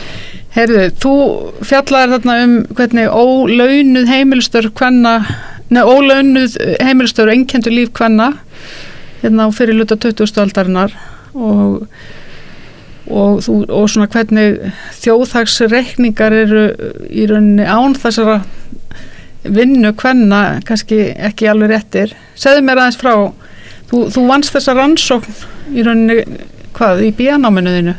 Já, þetta er sem sagt BA-ritgerðin mín í rauninni rannsóknin sem ég vann fyrir BA-ritgerðina mína að reikna efnahagslegt virði húsmóðurstarfsins. Í minni rannsókn þá svona einblindi ég á fyrir hluta 20. aldar og svona skoða í rauninni aðeins hvernig hagvöxturinn hefði breyst ef að þessi ólaunuðu heimilistörf hefði verið tekin með í reikningin. Já. Og hvað segir þetta okkur? Af hvað niðurstöðu komstu? Ég komst að niðurstöðunni að húsmæður eru einhvers virði í rauninni til að svara þessari titilspurningu hvers virði eru húsmæður. Það er þeirra störf, þessi ólaunuðu heimilistörf skiptu máli fyrir samfélagið og hagkerfið. Ollu því að bara skiptu gríðarlega miklu máli, barnauppeldi og að sjá heimilinn og allt það. Já. Það er, hvenær eru menn farnir að svona reikna út hagvöxt í fyrsta skipti? Hvenær byrjar það? Veistu það? Það er mjög góð spurning. Þú fannst alveg rannsóknir þarna aftur á. Já, í rauninni eins og þjóðhagsreikningakerfið sem er það sem ég einblín á. Ég var dálítið að horfa til þjóðhagsreikningakerfi Sameinuðu þjóðanna sem er svona leiðbeinandi fyrir öll önnur kerfi. Fyrsta útgáfan af því kemur 1953.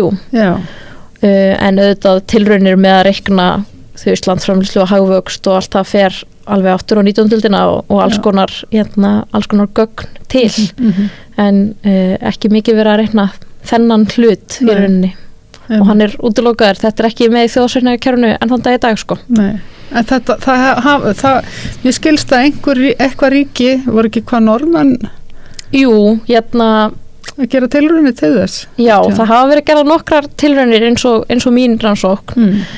Mín rannsókn sé ekkert eitthvað rosalega stór eða veigamikil en það hefur verið gert í öðru löndum að rannsaka, sem sagt, að reikna út virði ólaunari heimilstafa í gegnum árin og norðmenn meðal annars og þess má líka geta í rauninni í þjóðhagsreikningum Noregs fyrir síðari heimsstyrjöldina, áður en þetta þjóðarsreikningakerfi Sameinuðu þjóðanna kemur, þá töldu þeir þetta með.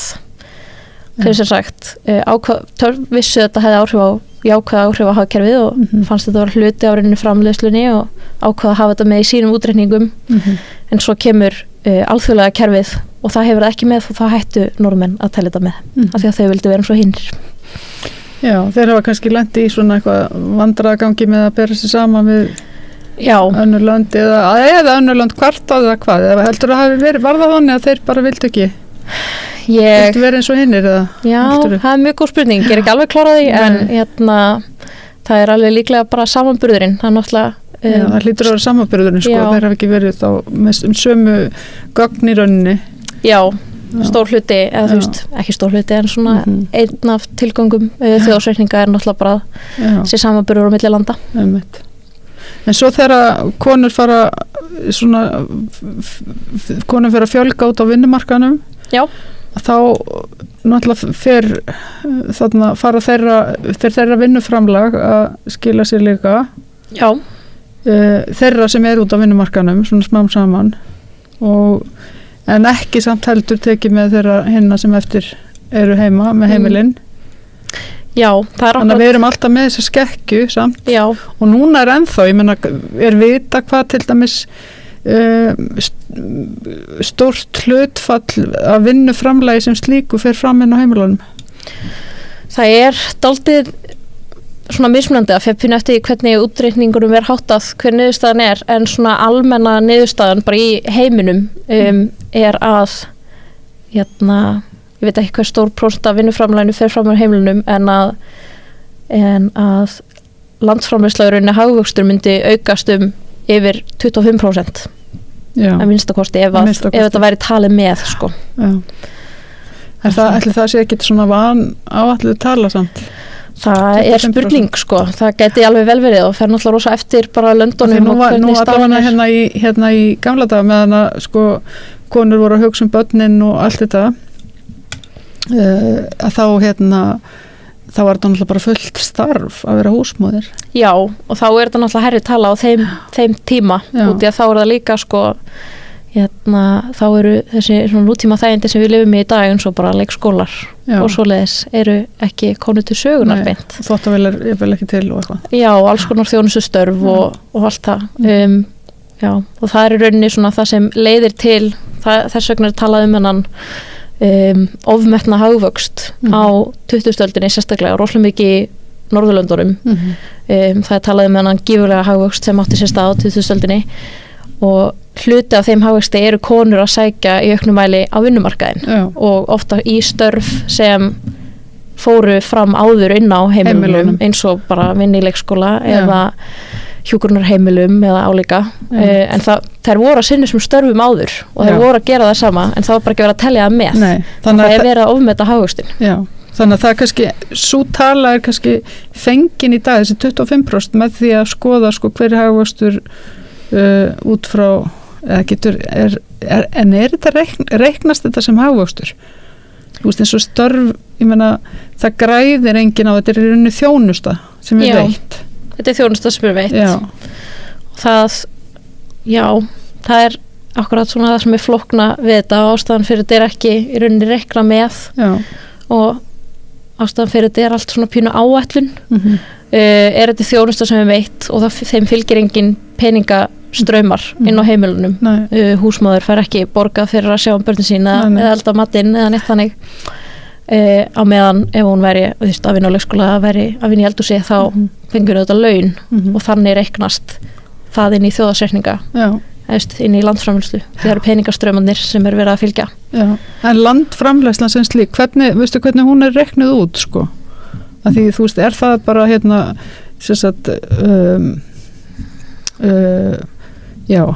landframleiðsla, er þá tekin öll störf eða hvað sem að það eru svona þjónustustörf eða störf sem að veita einhvern ágóða eða hvernig er þetta reiknað? Bara það er rauninni reiknað. Svo ég opnum fáesku mína. Já, það er, ég ætla ekki að þykjast, ég er engin hagfræðingur þannig að ég ætla ekki að þykjast vera með öll svörin en það eru til nokkra mismunandi aðferðir eins og tölunar sem ég var að miða við minni rannsókn, þá var sérst landsframleiðsla og framleiðslu virði, þá reikna sérst framleiðsla allar atvinnugreina og það til dæmis bara að taka þá ef til dæmis þú ert að vinna í fiski þá ertu í rauninni að taka það sem þú ert að vöruna sem þú ert að selja frá þér eða eitthvað svo les. Já, en það líka launin sem fylgja launin sem verða að borga fólkinu og svo líka inn í þessu eitthvað svona reiknubankaþjónusta og þetta er alls konar tölur sem þarf að taka með og hann náttúrulega en svo hægt það ekki, ég meina það til dæmis hægt að rekna hagvöxt út frá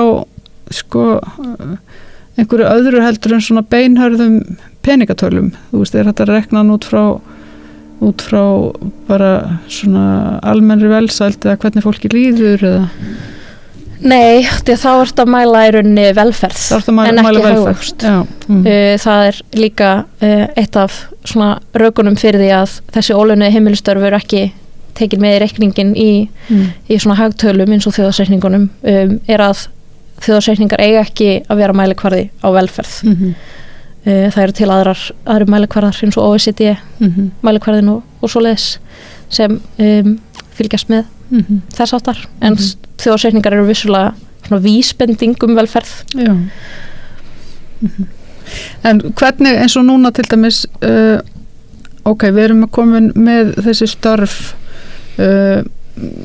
sem að konur unnu áður inn á heimilunum, við erum komið með þau út í samfélagið á hjúkrunarheimilin og náttúrulega sumt á spítalana og leikskólana og allt þetta við erum komið við erum alltaf búin að vélvæðast á leiðinni þannig að ennþá fólk að setja í vél heima samt og eitthvað svona og ennþá það að þrífa heimili sín þó það gerir það kannski, ég veit ekki með ryksuróbot eða eitthvað, einhverjum stundum einhverjum þægilegri, fljótlegri leiðum, ég veit ekki en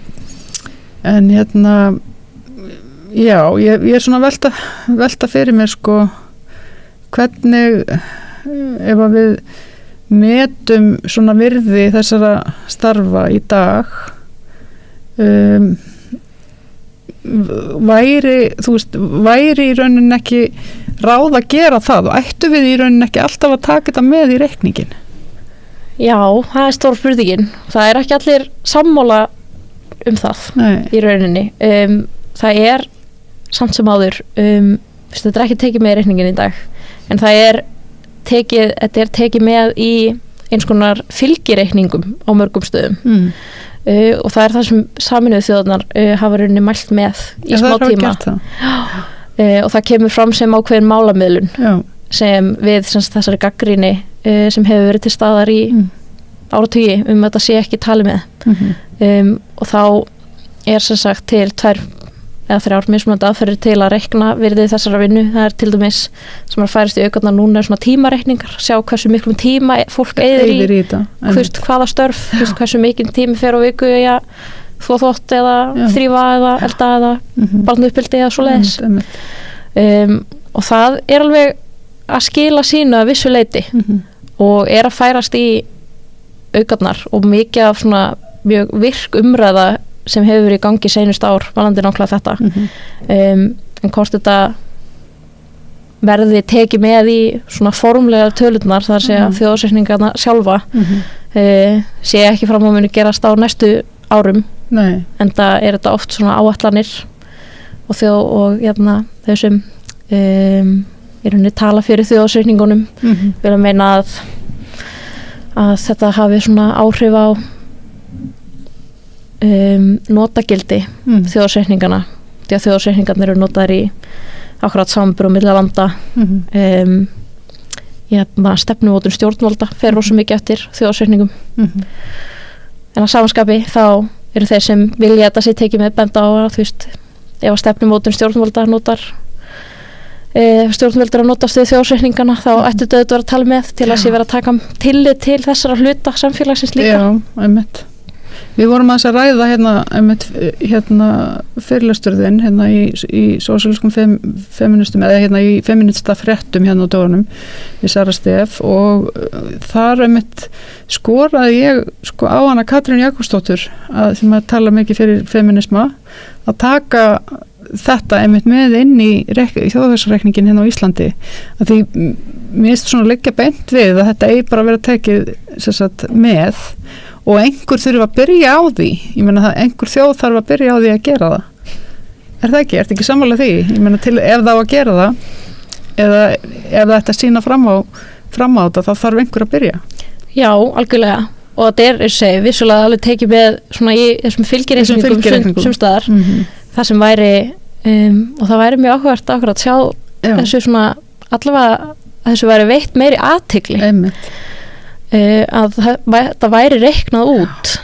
jafnvel ótt að væri og ég er ekki svo vissum að það sé reiknað í fylgireikningum á Íslandi og við þessi svokalluðu feminista eða þessi hvernig paradís sem við erum að vera með mesta jafnréttið og svo leiðis, þá væri rosa áhugavert að sjá þessar tölur og sjá það gert aðeins hátt undir höfði Já, einmitt En ætli þetta sé mismunandi svolítið eftir löndum en þá eða hversu í rauninni mikið af svona þessum störfum farið fram inn á heimilunum ætli sé ekki Já, það er rosalega mikill munur Það er rosalega mikill munur og það er akkurat eitt af ástæðurum fyrir því að ætta reiknið með þetta bjagar það að taka ólaunuð heimilstörf eða þessi heimilstörfin sem fara fram inn á heimilunum ekki með þá er verið að bjaga samanburðin á milli landa og því að það eru sjálfsögðu mörg lönd sem þar sem að konur eru enn í mjög miklu mæli inn á heimilunum ekki út á atvinnumarkaði og þar eru til dæmis tölur hagvöxt eða bara þá eins og sé minni hagvöxtur til staðar í þessum löndum og svona aðeins lægri svona verri hagtölur sem var orðað á þannig og þá í samanburði við löndin þar sem að konur eru í auknum mæli konur út á vinnumarkaðin þá svona bjagar þetta samanburðindaldi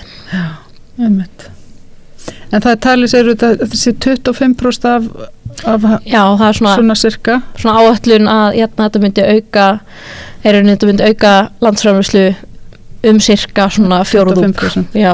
En hvað hækkaði mikið eða veistu hvað svona er það í rauninni það er í rauninni það framlag er það framlagið sem að ég skilja það rétt að það er það framlag sem að konur eftir að það fóru út af vinnumarkaðin er að skila eða er það annað? Nei, það er sem sagt ef þessi þjónusta inn á heimilunum væri reiknu með bara þá væri það 25% og það var ekki endilega konur líka bara að núna eftir þessum liða árin þá er það líka karlar sem sinna ólaunuðum heimilistörfum fyrr á tíðum þá er það mestuleitið konur einungis það hefur verið svona þetta eru svona gróflegar áætlanir settar fram í mörgum rannsóknum það sé svona í kringum fjórðungsaukning veistu hvort það hefur verið gerð svona einhver nákvæmur útreikningur á kynjamununum í dag hver er að sinna þessum störfum? Nei ég er mjög líklegt að það hafi verið gert en ég er ekki með það á hreinu ég er svona í sakfræðinni þá erum við aðeins hrifnar af eldri tímanum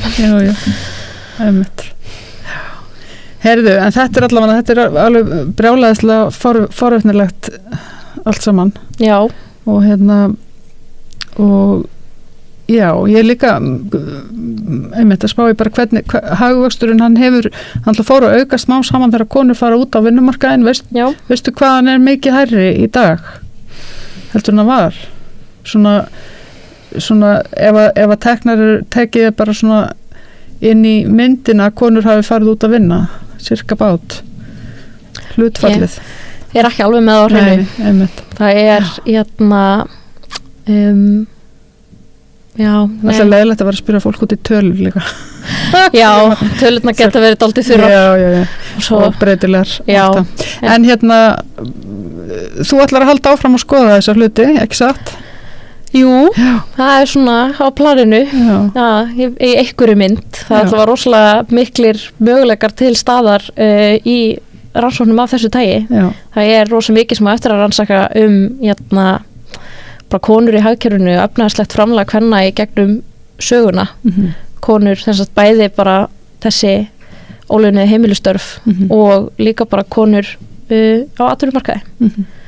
Af hverju hefur þetta verið svona minna skoðað? Það mjög góð spurning. Það líklegast bara af því að þetta ekki tekið með í reikningunum. Já, og konur eru bara þessi afgangsstærð þarna. Já, af því að eins og með ólaunuðu heimilistörfin, það af því að þau hafa aldrei almennilega verið tekið með í þjóðarsreikningum og ég held að það hefur svona þróast einhvern veginn, eða einhverju leiti síðust áratugi, en þess vegna falla þær pínu svona til hliðar, allavega svona mín skoðun, en já, og svo má líka benda á að það kannski minna til störf kvenna, þær voru ólíklegri til að skilja eftir sig heimildir og svona fyrir á tíðum. Já, því það mátti ekki vera því að húsmóður var kannski skúra og vera svo líka að skrifa niður dagbókum heimildir. Svo voru þær ofta sinna líka bara svona aukastörfum, þær voru kannski inn á vinnumarkaði að einhverju leiti, voru kannski að fá borga fyrir að prjóna eða þvo, en það var allt bara í rauninni svart mjög lengi. Einmitt. Þannig að það var ekki mælt með heldur þar sem að þær voru þó að vinna utan heimilis. Já, allavega í minna mæli. Það þurfti að vera, það var rauninni bara mælt með, tekið með ef að þær gerðu sérstaklega grein fyrir því og það var ekki alltaf gert. Nei, einmitt. Það var alltaf mikið eftir órannsakað í öllum þessum efnum. Já, einmitt. Þannig að þú hefur nóg að veljúr í mastersnámi framöndan. Já, það nóg að velja. Já. Og svo líka bara nóg að velja fyrir annað fólk, bara fyrir bæði sagnfræðinga og hagfræðinga. Finnst þér vera að vakna svona meiri áhugi á þessu núna eða? Það mikil umræða í gangi bara almennt í heiminum, ekki endilega á Íslandi. Þessi ólaunuðu heimilistörf, alveg því að það styttist í næstu útgáfu af þjóðarsreikningakerfi Sameinuðu þjóðanna sem kemur á svona 15-20 ára fresti ný útgáfa og það kemur einn 2025 og það svona umræðan færist alltaf pínu í aukana þegar það nálgast. Það nær dregur því. Og þá spurningin alltaf svona hvernig ætla þau að tækla þetta. Já, verður þetta árið þar sem þau taka þetta með eða hvernig það verður gert. Þannig að það eru væntingar þarna úti það að taka þessa tölur með. Já, það alltaf umræðan svona, orðræðan pínu að þróast í mikilvægi þessar starfa og mikilvægi þess að taka þau með. Það ég held að það verði ekki tekið með í næstu útgáfu, en svona mikilvægi fylgireikningarna, þar sem þetta reiknað. Það verið svona, það aukast. Þannig það mjög áhugavert allt sem í gangi. Já, einmitt.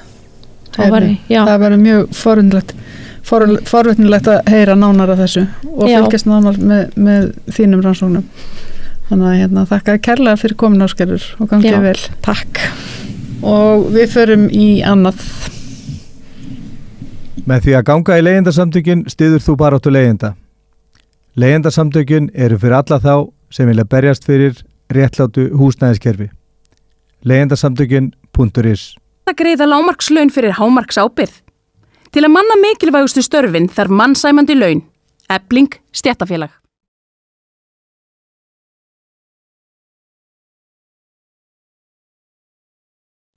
Já, það ljóst að við erum í djúpri húsnæðiskreppu á Íslandi. Það birtist á margar hátt, birtist í ólgu á vinnumarkaði, þar sem að launafólk vill fá hærri laun til þess að geta staðið undir hærri húsnæðiskostnaði.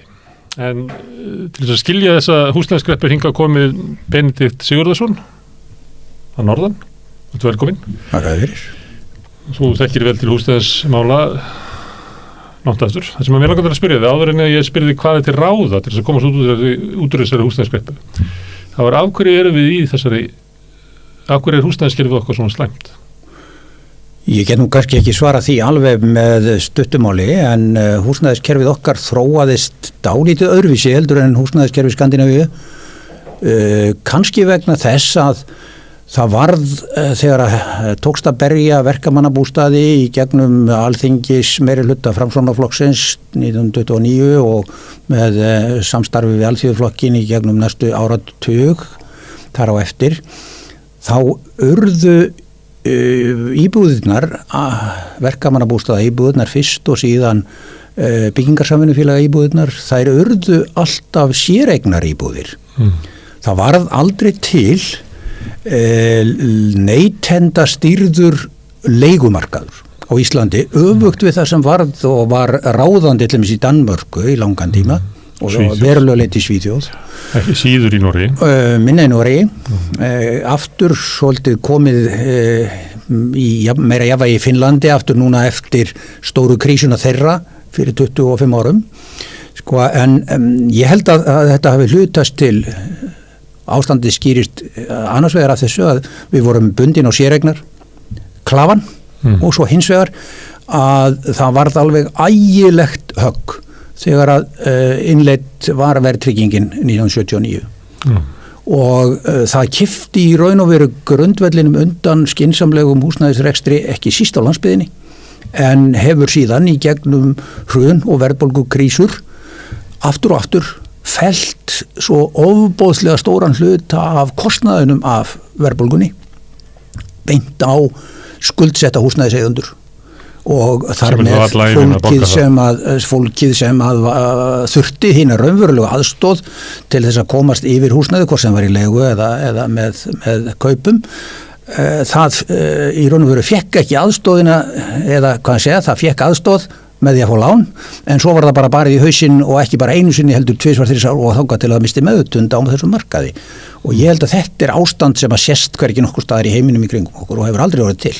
Þannig að við erum í verri stöðu annars vegar vegna þess að séreignir varð ráðandi á markaði hinna meðal launafólksins og niður fyrir og síðan verðtryggingin sem er skrimsli og við erum að sjá hana að sleppa lausum hala núna aftur enn einnig.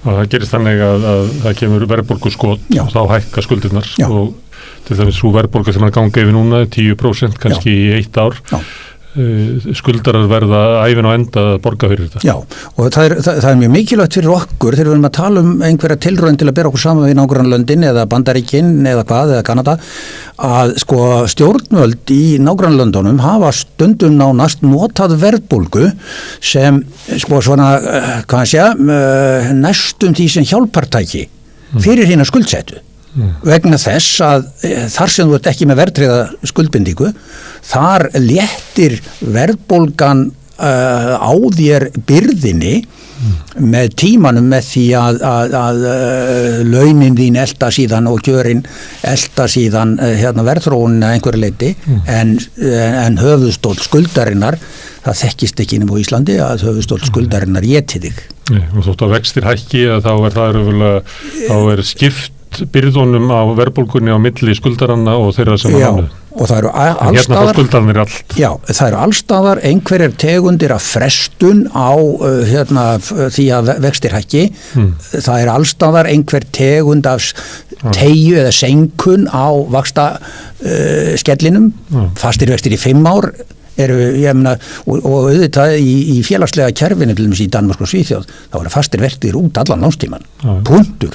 Þannig að verðbólgan léttir alltaf á þeim sem eru með þessa verstu stöðu. Og við sjáum það bara Evrópubankin, Seðlabanki Evrópu var að hækka vexti upp í 3%, þar er 8,5% verðbólga. Já. Þannig að það er ekki þannig að verðbólgan, þessast vextinni fari upp í verðbólguna í kvelli. Nei, það eru auðvitað bara megalíu og hagfræðimódelin sem að unnið er með núna í næstu nágrannalöndum þó þau séu mjög frjálsíkisunnið og hörð, þá eru þau bara einfallega þannig að þau eru ekki eins og að veri kennt hér við Svörtulott á Íslandi. Herðu, en þetta er kannski rætur vandans, en vandi birtist þannig að þeir sem eru leigumarkaði er að borga alltaf háa leigu. Ungt fólk kemst ekki inn á húsnæðismarkaðin, standast ekki greiðslumat eða vextinir of háir. Við skulum kannski bara líta á sko verðþróunina. eins og hún hefur, ef við sko horfum á tímabilið aftan við hrun og við erum svo heppin að hagfræðingur BHM birti nýlega mjög áhugaverða greiningu á húsnæðismarkanum og hvað hefur verið að gerast. Vilhjálmur Hilmarsson. Og við kannski bara stelumst inn á graf sem er á vefnum hjá honum.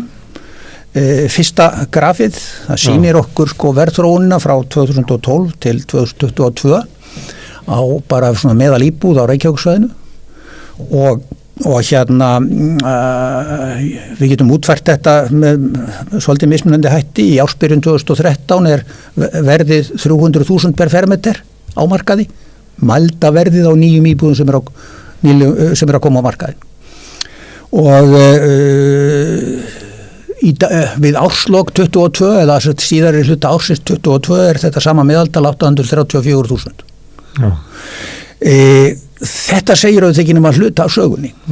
Þetta er þrefaldastu í verði. Í árs, sko, þarna í 2012-13 er byggingamarkaðurinn að byrja að fara af stað eftir hrun, þar sem að valdir fjárfestar fengu tækifæri til að kaupa hruneignir sem voru fastar í eftir hruninu hjá gjaldþrota fyrirtækjum.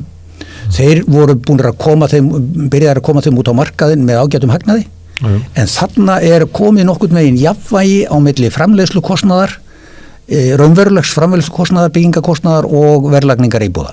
Þannig að árið 2013, fyrir 10 árum, voru byggingaraðilar klárlega farnir að hafa hagnað af nýbyggingum. Þeir voru alltaf ekki að tapa, þeir voru að smíða og voru að selja. Já, þeir voru farnir að hafa hagnað þarna og þá, ef við forðum á þetta, þá á ég greiningu af raunverulegum framleiðslukostnaði í ársbyrjun 2013, þar sem að grunnframleiðsluverðið er rúmlega 210.000 á fermeterinn.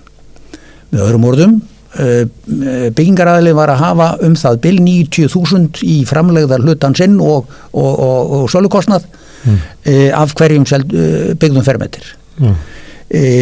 Núna, sem er ágætt. Hann var að hafa vel fyrir kostnaði og það tók því að byggja. Já. En á tímabilinu sem liðið síðan, þá hefur framleiðslu kostnaður í formi byggingarvísitölu, hinn mældi framleiðslu kostnaður hefur hækkað 55%. En söluverð þessara sömu íbúða hefur hækkað á 10 árum 177%. Og það er ekki nóg með það að þeir hafi 90.000 á fermeterinn, sjaldan fermeterinn í framleiða hluta. Það er komið í rúmlega 500.000 á sjaldan fermeter eða 60% af verði eignarinnar. Það sem var 30% af verði eignarinnar í byrjun þessa tíma. Og ef við lítum á sem er 120% álægning. Já, ef við lítum á næsta graf, þá sýnir það okkur langt tímabil, það er að segja að það sýnir okkur tímabil, 20 ára tímabil, í ársbyrjun 2003 og út árið 2022. Þar sjáum við sveiflurnar, þær eru sem sagt mælt hlutfall á milli fasteigna vísitölu og launavísitölu. Það segir okkur að í aðdraganda hrunsins stóra í áriðinu 2006-07 þá varð þetta hlutfall mjög bratt á milli. Það er að segja það var það var 50% dýrara að kaupa heldur en í byrjun miðað við launin. Já, og enginn hefði átt að kaupa nema fólk bjóstu þetta myndi bara halda áfram að hækka þess að maður myndi að lifa þetta af. Nú síðan kemur hrunið og skellir þessu niður í það sem að maður getur kannski sagt normalt ástand. Það er að segja á árinu 2014-15 áður en þessi íbúða verðbólga byrjaði, þá eru menn alveg í þolanlegu hlutfalli þarna á milli. Nú síðan byrjar hækkunarferlið inn á árið 2017 og árið 2018 og þá fer að skilja þarna á milli og síðan þegar kemur árið 2018 þá senda ríkisbankarnir út einhvers konar neyðaróp það að nú stefni í offramleiðslu og húsnæðismarkaði. Og þeir fara að beita skipulögðum takmörkunum á lánveitingum til nýbygginga. Þetta eru ríkisbankarnir, Landsbankin og Íslandsbanki og Arjónbanki gerði auðvitað það sama. Og hvers vegna? Vegna þess að... Já, þeir gerðu það vegna þess að þarna var að skapast jafnvægi á milli, þar sé að verðhækkunin var að byrja að hægja. Þar sé að þetta bil var að, kurvan var að fletjast, hún var hætt að rísa. Og þeir bregðast þannig við á grundvelli fákeppni, þeirra fákeppni taka og takja þetta ríkisvaldið sem stjórnar úr fjármálaráðuneyti, þar sé bankavaldi sem stjórnar úr fjármálaráðuneyti, hvað sem líður öllu hjali armslengd, beitir tækjum ríkisvaldsins, ekki bara seðlabanka, heldur bönkunum sem eru á þessum tíma algjörlega tæki ríkisvaldsins til þess að draga úr framboði, og niðurstaðan svo að verðið byrjar að rísa bara mjög bratt. Þeir drógu skipulegu framboði allt árið 2019 á nýbyggingum, gegnum árið 2020 og fram yfir þriðja ársfjórðung 2020. Þá linuðu þeir aðeins, en þá komin mjög bratt ris í þessa kurvu sér til. Þá COVID komið það sem að... Og síðan kemur COVID og svo byrjar ríkisvaldið að beita öðrum aðgerðum sem að meira segja að íkja þetta. Íkja þetta, og sem að veldur því að það verður eftirsókn eftir gömlum eignum, hlutabrifum og íbúðarhúsnæði. Og það ekki til á markaðnum og síðan förum við að sjá fólksfjölgunum til viðbótar. Og við fórum svo línuritið, það fer yfir á síðast ári. Þá var það komið yfir það sem að var á bólunni fyrir hrun. Já, það bara umtalsvert yfir það. Og það í raun og veru við höfum kannski ekki reyndar raunverulegar mælistærðir síðustu 6 mánuði en þá til að segja okkur hvert þetta er að fara. En það eru einhverju einkenni á það að verð hækkunarkurvan hætt að rísa í bili allavega, en við sjáum ekki í raunverulega breyting á þessu hlutfalli. Það sem sagt mjög erfitt að kaupa á alla mælikvarða. Ég standa við að grafa aðeins af því að við erum með þarna að sjá hækkunina fyrir bankarhrun. Já. Og það var bólan sem sprakk við hrunið var mörgum toga, bankabóla og fleira, en hún var líka húsnæðisbóla á Íslandi. Já. Og þetta það sem að kallaði í Bandaríkjunum subprime lán, sem að voru fólk tók of mikið að lánum sem að réð ekki við að borga ef að markaðurinn hætti að hækka alltaf sífellt. Og við vorum með svoleiðis vanda, og þegar hruni kemur að þá lenda 20.000 heimila í stórkostlegu vanda. Já. En þessi vandi var til, hvort sem að okkur fannst úrlausnin var afleidd, en það hefði þurft að bregðast við að stoppa bóluna eða bregðast við þessu. En við erum komið með sambærilega subprime vanda. Það of mikið af lánum úti hjá fólki sem að kaupa of dýrar eignir. Já, að einhverju leyti. Eða eru færri út á eignamarkaðinu núna heldur en var þar, menn það kemst ekki að inn. Já, sko, það er tvennt sem öðruvísi. Í fyrsta lagi á árunum 2002 til 2007 þá verður umbreyting á lánamarkaðnum. Þegar bankarnir eru einkavæddir, þá verður algjör umbreyting á lánamarkaðnum. Og það sem en á þeim tíma voru langflestir leikendur á þeim markaði voru neytendur sem voru sjálfir að kaupa. Það var ekki mikið spákaupmennsku fjárfestingar inn á markaðin. Spákaupmennskan var í raun og veru í verktakastarfseminni þá.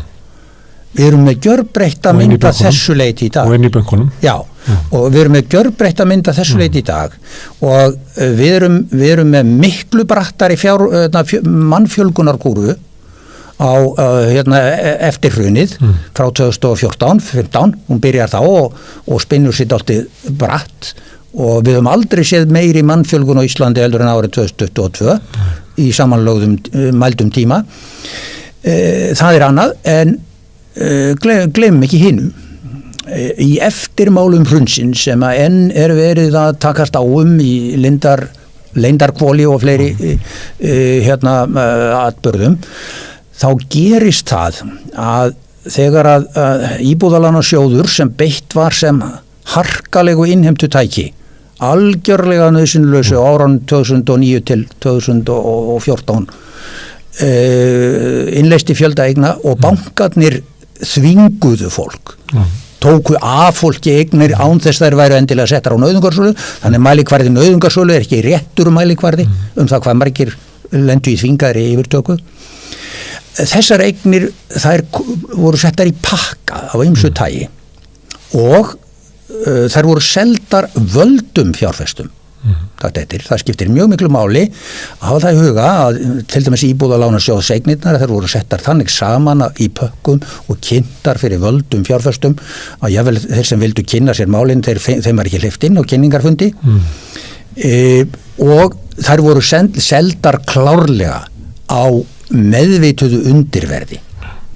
Þetta leiddi til þess að það varð til braskstýrður leigumarkaður. Þar sé leigumarkaðurinn íslenski, hann hefur aldrei byggst upp af heilbrigðum neytendarekstri þar sem að menn hafa jafnvægi milli kostnaðar, byggingarkostnaðar og leigu eða söluverðs og til viðbótar kemur sem sagt ferðamannabylgjan sem að hvetur fólk til að fara að leigja eignir, þannig að það verður til gat þar sem að verður að taka fjölda af íbúðum út af lögheimilismarkaðinum, þar sem fólk býr og heldur heimili og það verður að svelta hann á sama tíma og Íbúðalánasjóður raunverulega bjóð til bæði Heimavelli og Gamma með þessum klálega, þannig að Alma núna og Heimstaden eru afraksturinn af þessari hegðun opinbera aðila, þannig að svo við horfum aðeins tilbaka á það sem ég var að nefna áður eins og það að hvernig ríkisvaldi beitti takmörkuðum lánum til nýbygginga árin 2018 til 2020 ítti undir verðbóluna, þá beitir ríkisvaldið líka tækjum þarna til þess að búa til markaðsbrest í raun og veru sem að er alveg þvert á hlutverk ríkisvaldsins í siðmynduðum samfélögum. Þegar markaðsbrestur verður þá á ríkisvaldið að koma inn til að leysa úr þeim bresti annarkvort með því að yfirtaka eða skipta upp fyrirtækjum eða setja reglur sem að koma í veg fyrir svona hegðun. Þvert á móti þá gera þeir annað til viðbótar þegar að Airbnb leigan fyrir að svelta húsnæðismarkaðinn þá setja reglur 90 daga leiguheimild án skráningar og án þess að greiða gjöld og svo framvegis sem þýðir að það er ennþá fleiri, það er hvatning til fólks til að taka íbúðir út úr fastri leigu í þessa tegund og svo bætum við að innanlandsmarkaður fyrir velstætt fólk kaupir íbúð nummer 2 fyrir sumarleyfis eða frítíma íbúð hefur til þess verulega áhrif á stöðun á Akureyri fyrir 5 árum síðan voru rúmlega 700 íbúðir í eigu stéttarfélaga og í eigu einstaklinga sem ekki byggu bænum eða nú og félaga. Núna er þessi tala 5 árum setna, hún er búin að rúmlega tvöfaldast, það eru rúmlega 1400 íbúðir sem eru komnar út úr þessari notkun. Þannig að það liggur við að það sem er byggt að það rennur út úr markanum hinum einn? Það er þriðjungurinn af því sem að hefur verið byggt hefur runnið út úr markanum hinum einn og hérna svo er það skattlegningin, svo er skattfrelsið og ríkisvaldið ítti enn undir þetta vandamál íbúða skortsins á COVID-tímanum með endurgreiðsla vaski sem er alveg ótrúlega galin hugmynd við þessar aðstæður af því að þar með dróun iðnaðarmenn út úr nýbyggingarmarkaðunum yfir í það að skipta innréttingar og endurgera hús hjá ríku fólki sem fekk stuðning frá ríkisvaldinu til þess að standa fyrir þessu leið og þetta hafði markaðs lamandi áhrif. Það hefur aldrei verið smíðaðar stærri og magnaðri pallar í Garðabænum heldur en Ó nei. Við getum ef við horfum aðeins á það hvernig þetta hefur verið í öðrum löndum líka því að ég held að það hjálpa okkur að komast út úr þessu ef við ætlum að gera það að horfa á þetta hvernig hlutinir hafa gerst í nágrannlöndunum. Þessi hægt að gera öðruvísi. Hvernig hlutinir hafa þróast öðruvísi ef við lítum á 3. grafið þróunum frá BHM. Ísland sker sig úr samkvæmt þessu með það að hækkun fasteignaverðs umfram verðbólgu hefur verið meiri á Íslandi heldur en annars staðar á núna þessu 10 ára tímabili eftir hrun, við skulum hafa það reyndar í huga að fallið á fasteignaverði á Íslandi fór lengra niður heldur en það fór líða í þessum löndum Nýja-Sjálandi fór það líka mjög langt niður og í Bandaríkjunum en það fór ekki nærri því eins langt niður eins og í Austurríki, Þýskalandi eða Svíþjóð og Danmörku og ef við förum horfum á hinn endan á grafinu þar sem eru Frakkland og Belgíu og Finnland það má eiginlega segja að það hafi ekki verið sýnileg íbúða verðbólga og alls ekki í Finnlandi á þessu tímabili og það skýrist kannski af einhverjum efnahagsstærðum sem að hinn frönskumælandi í Evrópa er að fást við sem ég kannski þekki ekki en ég veit að lánakerfið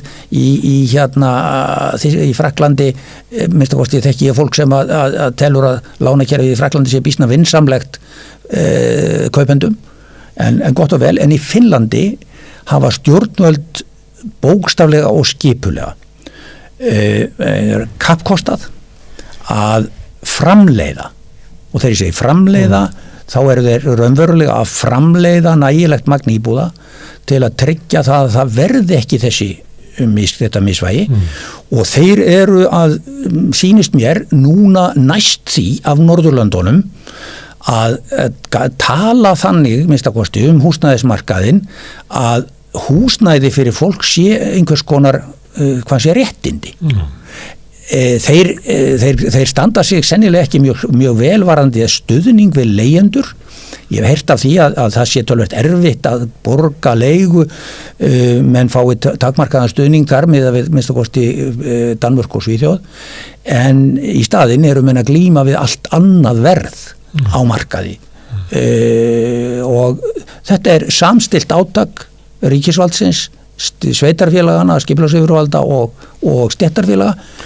og þeir bjóða upp á bæði séreignan leigumarkað, þar sé leigumarkað í leigufélagum, en þau eru reguleruð. Þau eru undir eftirlit, þau eru undir verðlagsákvæðum.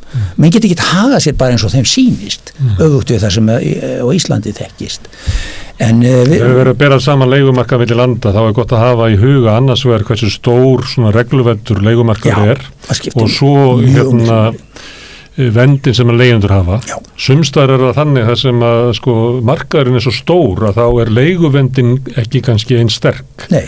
Þegar það hefur ekki komið þörfin á það að sitja það. Sumstaðar er stór regluvendur leigumarkaður og mikil vend eins og Svíþjóð. Á Íslandi er engin regluvendur leigumarkaður og engin vend. Nei. Þannig að við skerum okkur algjörlega út af þessu leiti við höfum eiginlega engin tæki til þess að halda markaðnum eðlilum. Nei, og þarna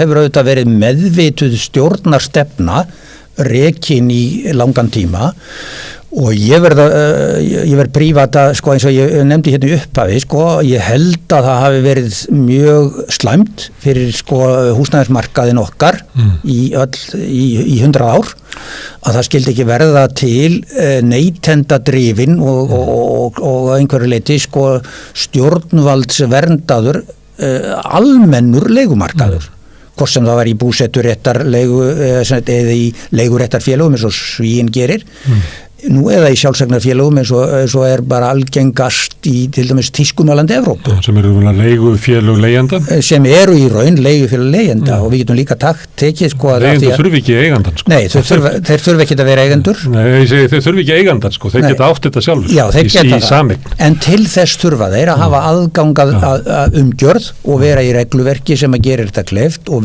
verndar það og alveg eins í Danmörku til dæmis er besta tæki þeirra er Landsbyggefondin sem er þeirra íbúðalánasjóður sem hefur starfað í meir en 100 ár.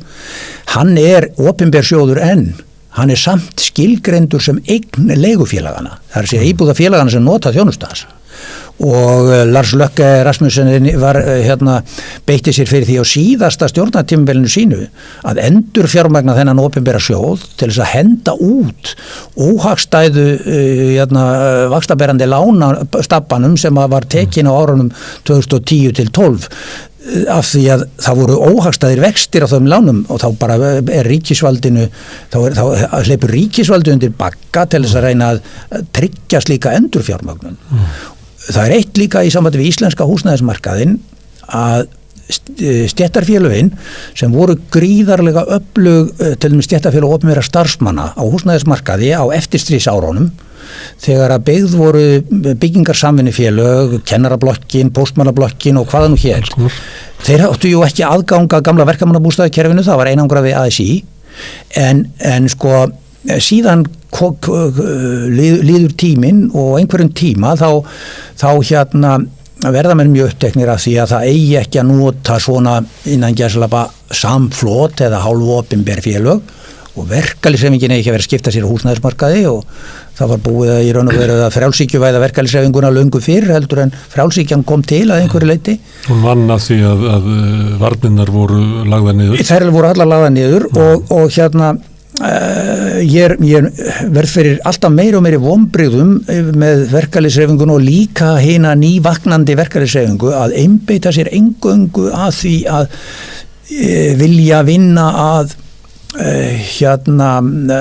húsnæðismálum fyrir bláfátækt fólk og þegar ég segi bláfátækt fólk þá þurfa að menna sanna fátækt sína til þess að fá inn í íbúðum bjargs og það ekki nóg með það þeir þurfa líka að vera félagsmenn í ASÍ eða BSRB þannig að fátæklingur sem ekki á aðild að þeim félögum, hann fær ekki inn í þessum bjargs íbúðum sem eru studdar og þær eru auk þess ekki almennar, öfugt við þessum danska almennbúlíkerfið, það sorterar fólk ekki nema mjög takmörkuðu leyti eftir í fátæktarhólf. Heldur blandar það alls konar fólki í blokkir og byggða kjarna sem ég held að menn verði fljótir að sjá að það veri mjög óskinsamlegt að safna fólki saman í einstakar stegaganga eða blokkir á grundvelli fátæktar sinna. Ekki frekar heldur en að þeir vera að safna saman ríka fólkinu í svörtu blokkirna niður skólagötu. Það verður ekki gott samfélag. Það verður ekki gott samfélag. En það er enda blær, þú þekki það er hugmyndum að fara svona nær danska kerfinu. Það er von á einni blokk sem að eiginlega vaffer er að byggja. Já. En það hefur gengið erfiðlega að fá svona fjármögnun og ramma í kringum það. Stjórnvöld hafa fallist á það að vera með styðja bjarg sem er þá eins og svo fátaka stöðningur eiginlega. Þeir viðurkenna skyldu sína. Það er erfiðleikum með að búa til grunn undir almenn leigufélög. Já, málið er auðvitað það hefur verið svo massív samstaða meðal valdakerfisins og stjórnmálana